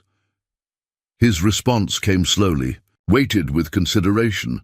"I desire what spirits designed when they brought you to forest clearing. But I also understand if keeping some distance serves greater purposes." The profound respect in his words nearly overwhelmed her. Here was a warrior who'd saved her life, protected her daughter, shared daily existence, yet willing to sacrifice personal happiness for what he perceived as her broader mission. "The spirits also designed hearts that choose each other," she replied softly. "Perhaps serving a greater purpose includes creating families that bridge worlds rather than standing alone between them." Their conversation continued deep into the night, planning not just personal future, but how their union could strengthen rather than compromise her role as cultural bridge. They decided to consult tribal elders about creating new forms that honored both tradition and transcendence. Ceremonies that would affirm their commitment while maintaining bridge positions both had earned. Singing Bird's reaction to their plans proved illuminating. "Long I waited to see my nephew's heart wake to new morning. 2 winters of loss made him a shadow warrior. Now light returns through the daughter he found and the woman he saved. Make families strong. Bridges need firm foundations." Her blessing carried weight beyond personal approval. The respected grandmother's support would influence community acceptance significantly. Other elders responded similarly, each recognizing how their bond strengthened rather than threatened the cultural bridging all valued. Plans for the joining ceremony incorporated elements from multiple traditions, Shawnee, Cherokee, and even select settler customs Sarah wished to honor from her past. The event would occur at summer solstice, marking both seasonal turning and community transformation. Invitations extended to all allied tribes, making it a celebration of more than personal commitment. As preparations continued, summer's promise brought both hope and tension. Scout reports indicated surveyor teams were converging on a massive project, apparently attempting to establish an official Indian territory boundary that would essentially imprison all native peoples within defined limits. The scale suggested coordination at the highest colonial government levels. The regional alliance faced its first major test. Would they unite against this comprehensive threat or dissolve into competing individual responses? Sarah's insights proved crucial in understanding the strategy behind surveyor movements, predicting where and how the boundary enforcement would begin. They'll start with river fords, Places where control creates natural barriers, she explained, at urgent counsel. Then move to mountain passes. The goal isn't just measurement, it's preparation for containment. Her analysis sparked intensive strategic planning. The allied tribes needed response that addressed immediate threat while positioning for longer-term survival. Sarah found herself balancing roles as healer, advisor, and bridge, while preparing for personal transition that would irrevocably tie her fate to this community. Standing by the river one evening, watching Hope crawl determinedly across smooth stones, while Nayeli hovered protectively nearby, Sarah reflected on the year's transformations. The abandoned settler woman who'd stumbled into this clearing had vanished, replaced by someone who thought in multiple languages, healed with combined wisdoms, and planned strategies, considering various cultural perspectives simultaneously. The approaching summer solstice would mark not just personal commitment, but public declaration of the path she'd chosen. No longer would she stand uncertainly between worlds.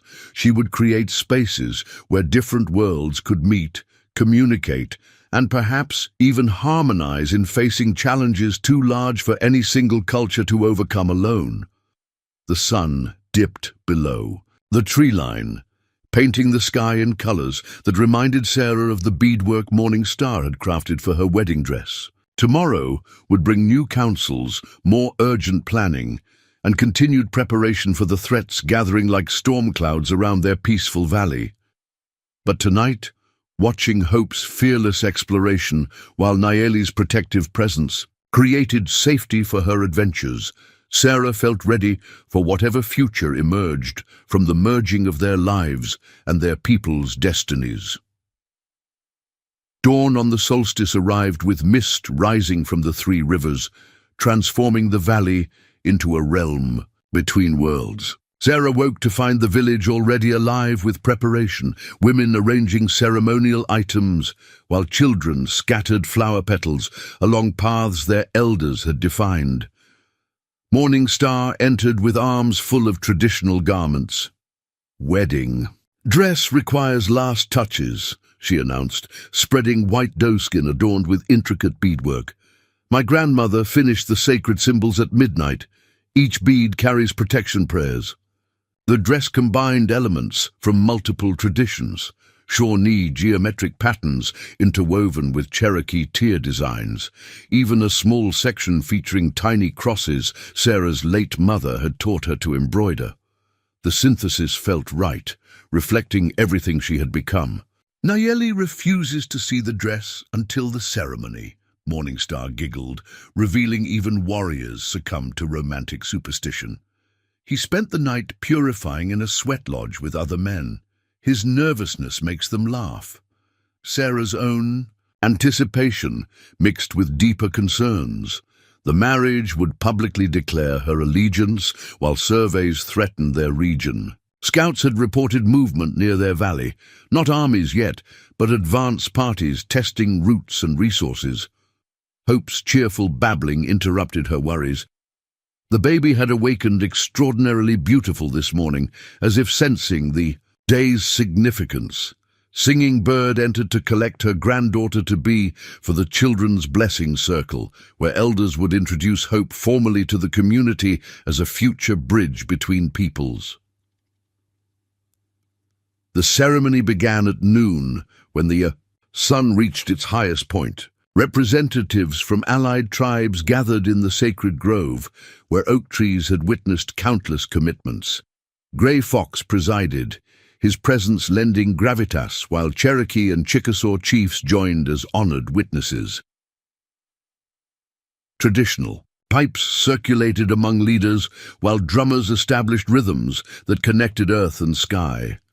Sarah took her position with appropriate nervousness, not from doubts about Nayeli, but from awareness of the moment's larger significance. When Nayeli appeared through the morning mist, he looked transformed by ceremonial paint and dress. His warrior strength seemed supplemented by something deeper, vulnerability perhaps, or the courage required to merge lives in uncertain times. They spoke vows in Shawnee, Cherokee, and English, each language adding layers of meaning. The promises extended beyond personal commitment to include protection of daughters, honoring of ancestors, and bridge building between peoples. The ceremony reached its pinnacle when Grey Fox bound their hands with strips from each tribe represented, declaring their union would strengthen all.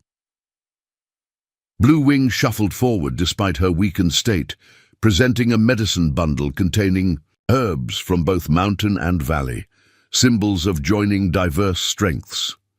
"Your path together marks new wisdom," the old healer pronounced. "May your children's children remember this day when worlds chose harmony over division.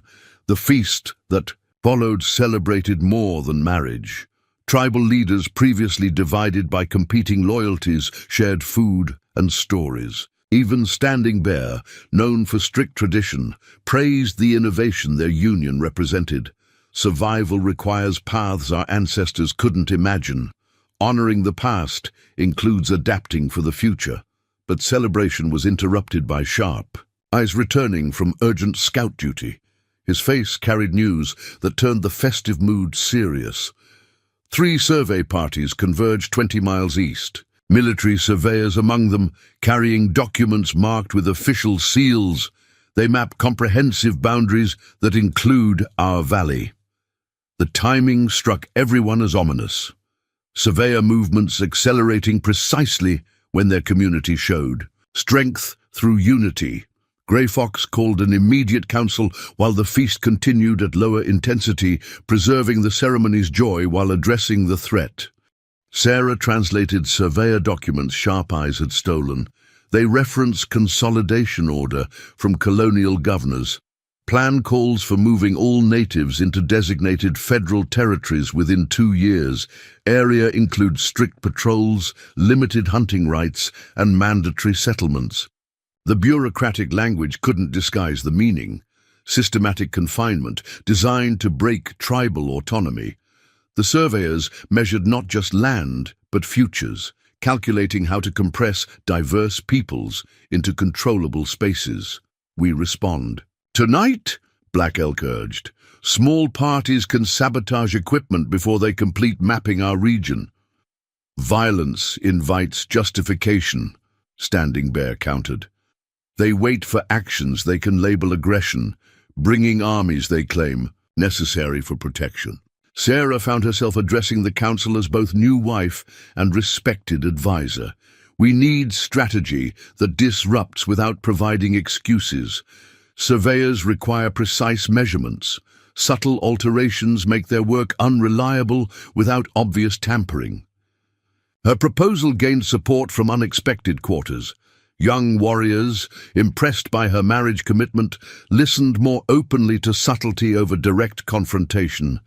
Elders appreciated the respect for avoiding escalation that could destroy their carefully built alliance. The combined approach involved multiple tactics. Cherokee hunters would create false trails leading to impassable terrain. Greek scouts would introduce helpful guides offering deliberately incorrect route information.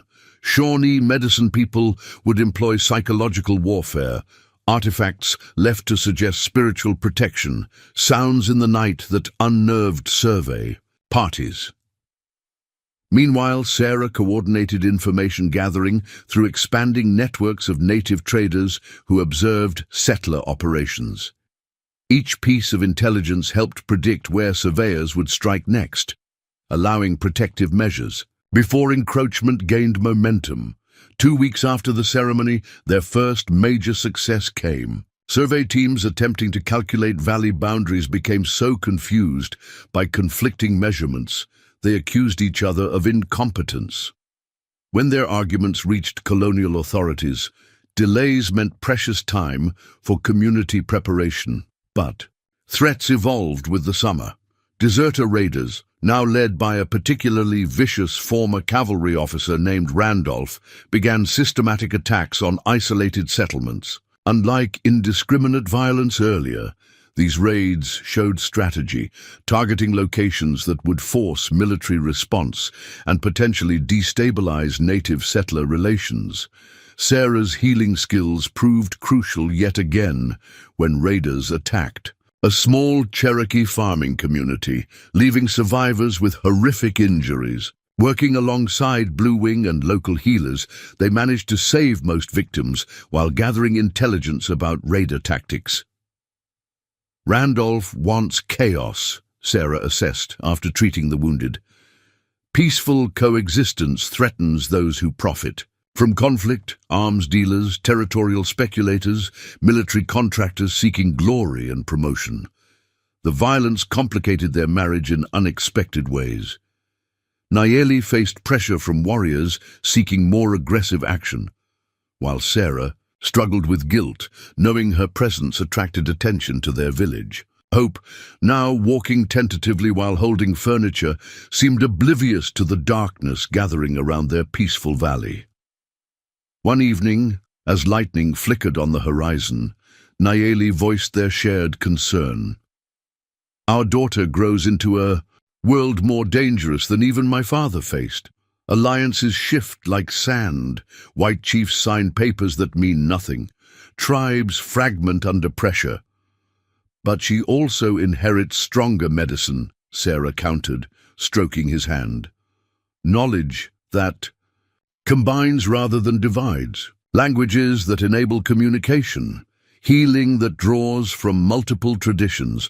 Perhaps she'll see solutions we can't imagine."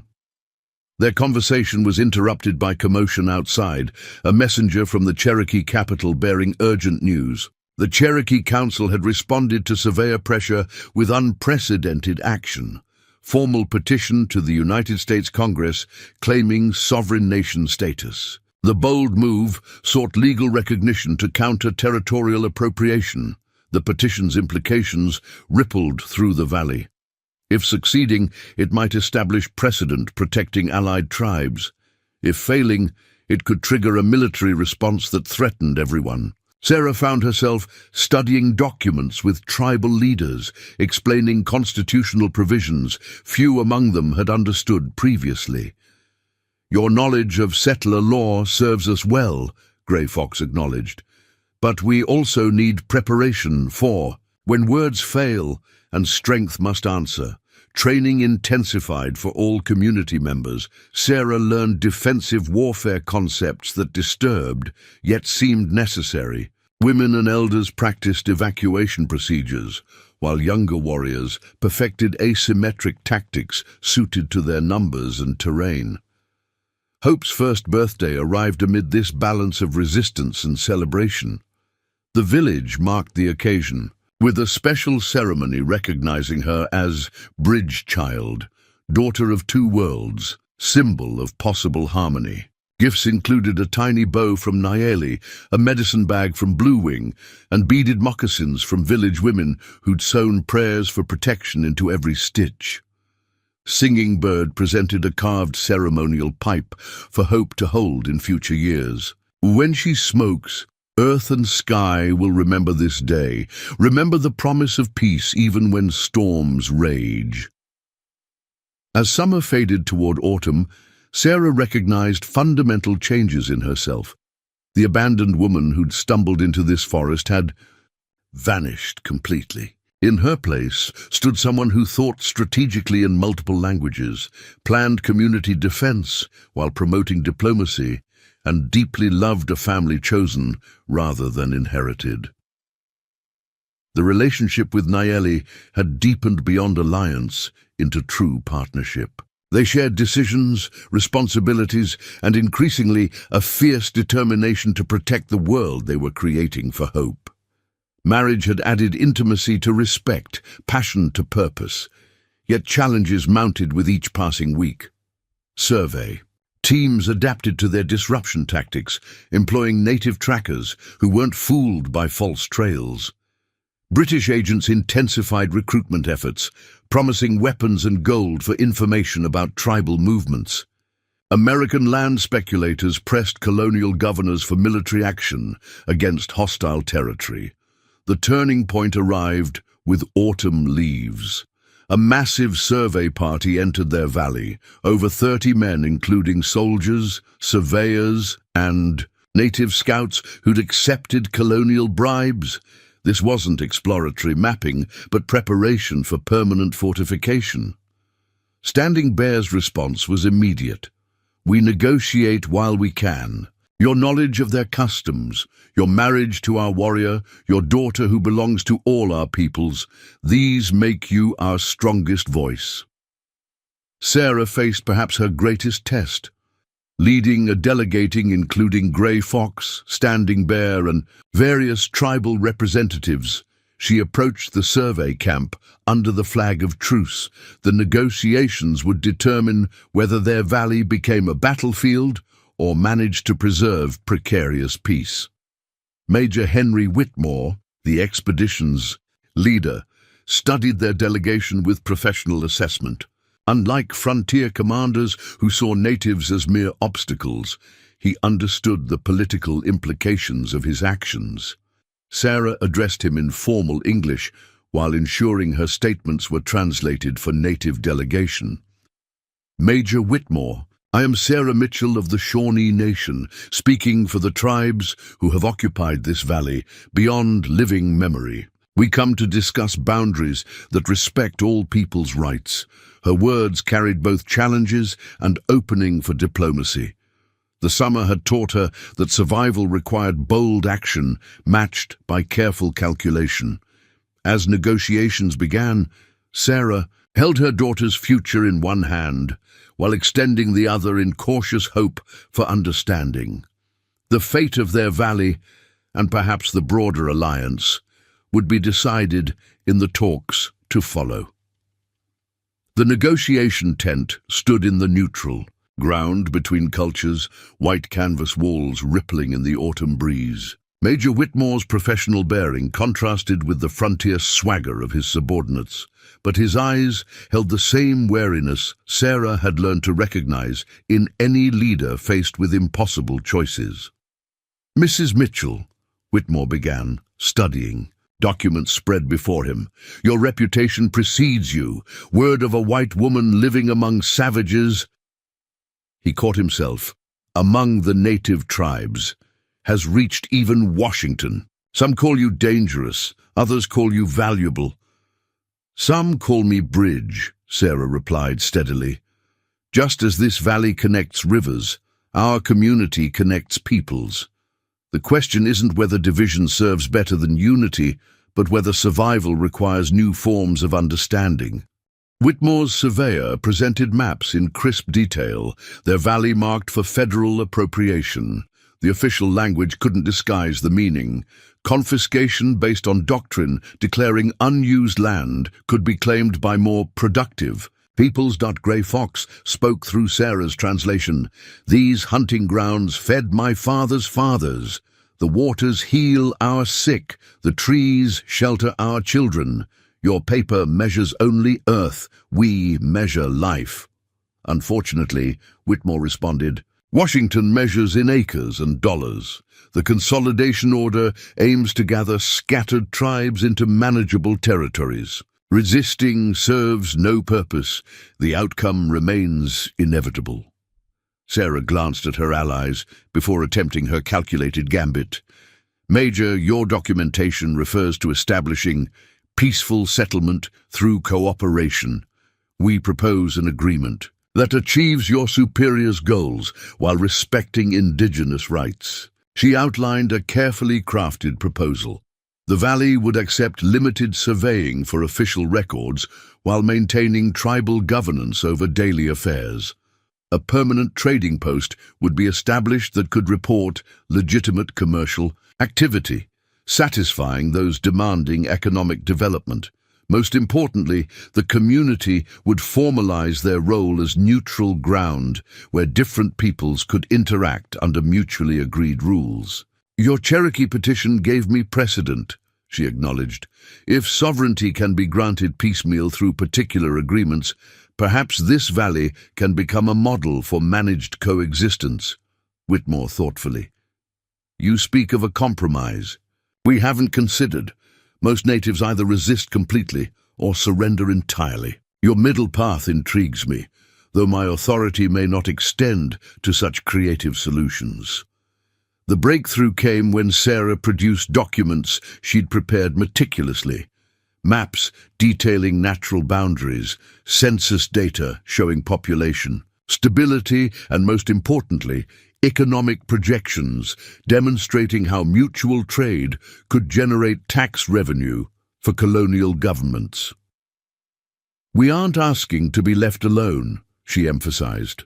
"We offer structured engagement that benefits all parties. The alternative, forced relocation, breeding resentment and continued raiding, costs more in gold and blood than sustainable partnership."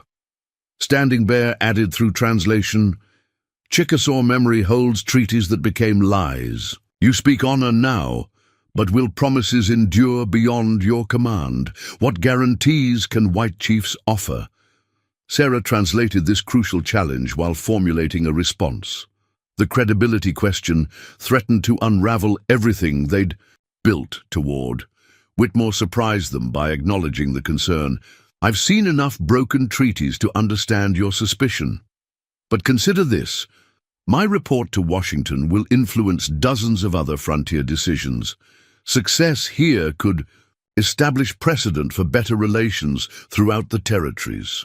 The negotiations continued for 3 grueling days. Sarah translated nuances that went beyond words, helping both sides recognize shared interests beneath cultural differences. She proposed specific mechanisms: yearly reports to demonstrate compliance, native representatives in colonial courts, and most innovatively, a council where disputes could be adjudicated according to hybrid legal concepts. On the final evening, as they finalized terms, Whitmore pulled Sarah aside quietly. "You've created something unprecedented here, but are you prepared for the consequences? Success draws attention from those who profit from conflict and those who believe races cannot mix without corruption." His warning carried genuine concern. Sarah understood that winning this negotiation might make their community a target for extremists on both sides.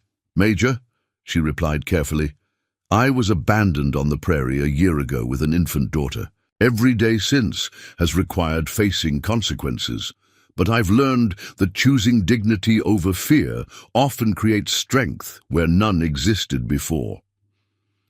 That night, as the delegation finalized documents, Sarah found Nayeli waiting outside the tent. Hope slept peacefully in his arms, oblivious to the future being negotiated inches away.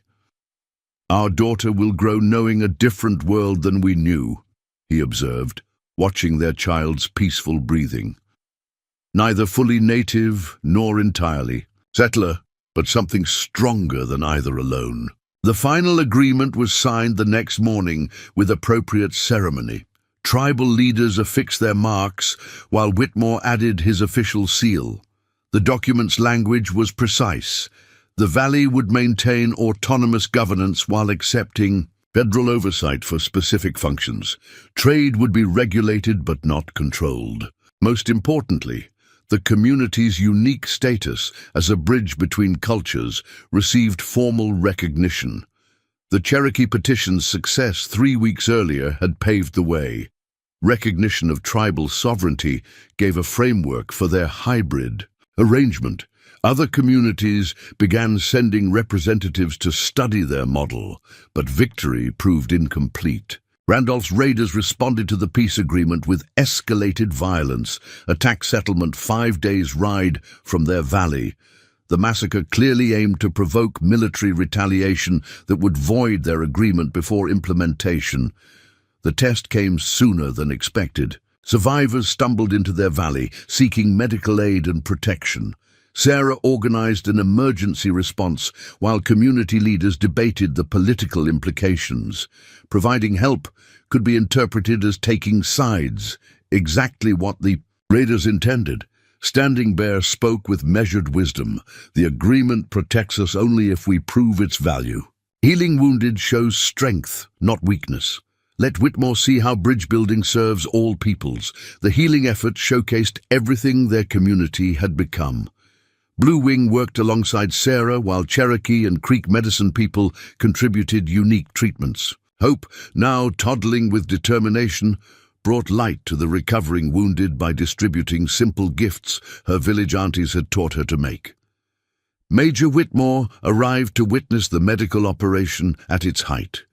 He stopped when he saw Sarah simultaneously instructing native healers in sterilization techniques while applying traditional poultices a settler doctor might have dismissed. I expected to find either savage medicine or desperate attempts at white practices, he admitted. Instead, I see something that transcends both. His official report to Washington carried weight.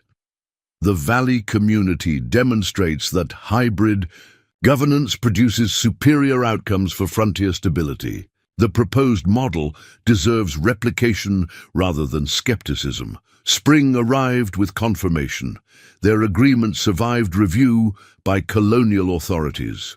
More significantly, similar experiments began elsewhere as word spread of the Valley's success. Tribal delegations arrived seeking Sarah's advocacy in their own negotiations. The year's culmination came with Hope's second birthday, celebrated as the anniversary of their community's formal recognition. Representatives from a dozen tribes gathered alongside colonial observers, creating an unprecedented mixture of traditional ceremony and diplomatic recognition. Grey Fox, growing frail but remaining sharp-minded, presented Hope with a special gift, a small book bound in doeskin and paper pages. Its pages contained writing in 3 languages, Shawnee, Cherokee, and English, recording the community's founding stories. "Let your daughter know," the old chief proclaimed through Sarah's translation, "that courage can create new nations, that wisdom speaks many languages, that family grows stronger when we choose each other rather than only blood." Nayeli added his own gift, a small necklace combining elements from his warrior heritage and Sarah's medical symbols. The pendant featured an arrow crossed with a medicine bundle, representing the protection and healing that defined their life together. But the greatest gift was stability itself. Their hybrid arrangement had survived its first year, creating ripple effects across the frontier. Other communities adapted their model, finding middle paths between complete resistance and total surrender. Sarah reflected on the transformative journey as she watched Hope play with other children. The abandoned woman had discovered not just survival but purpose. Her daughter would grow with advantages neither culture alone could provide: multilingual fluency, cross-cultural wisdom, and the understanding that bridges built stronger than walls divided. "Think she'll forgive us?" Nayeli asked, joining her observation of their daughter's fearless interaction with diverse playmates. "Forgive us what?" "For making her a symbol when she just wants to be a child." Sarah smiled, watching Hope's determined communication, combining gestures and words from multiple tongues. "I think she already understands something we're still learning, that being bridge means helping others cross without sacrificing who you are." 10 years later, as a new treaty expanded their community's success formula across the territories, Hope would return from her education in both traditional and colonial systems. She'd become the first official cultural liaison appointed by the Bureau of Indian Affairs, working to translate literal treaties into living agreements that honored all signatories. The valley would grow into a small town featuring architecture mixing native and settler designs. Healing Lodge and courthouse would stand side by side. Children would learn multiple languages alongside multiple histories.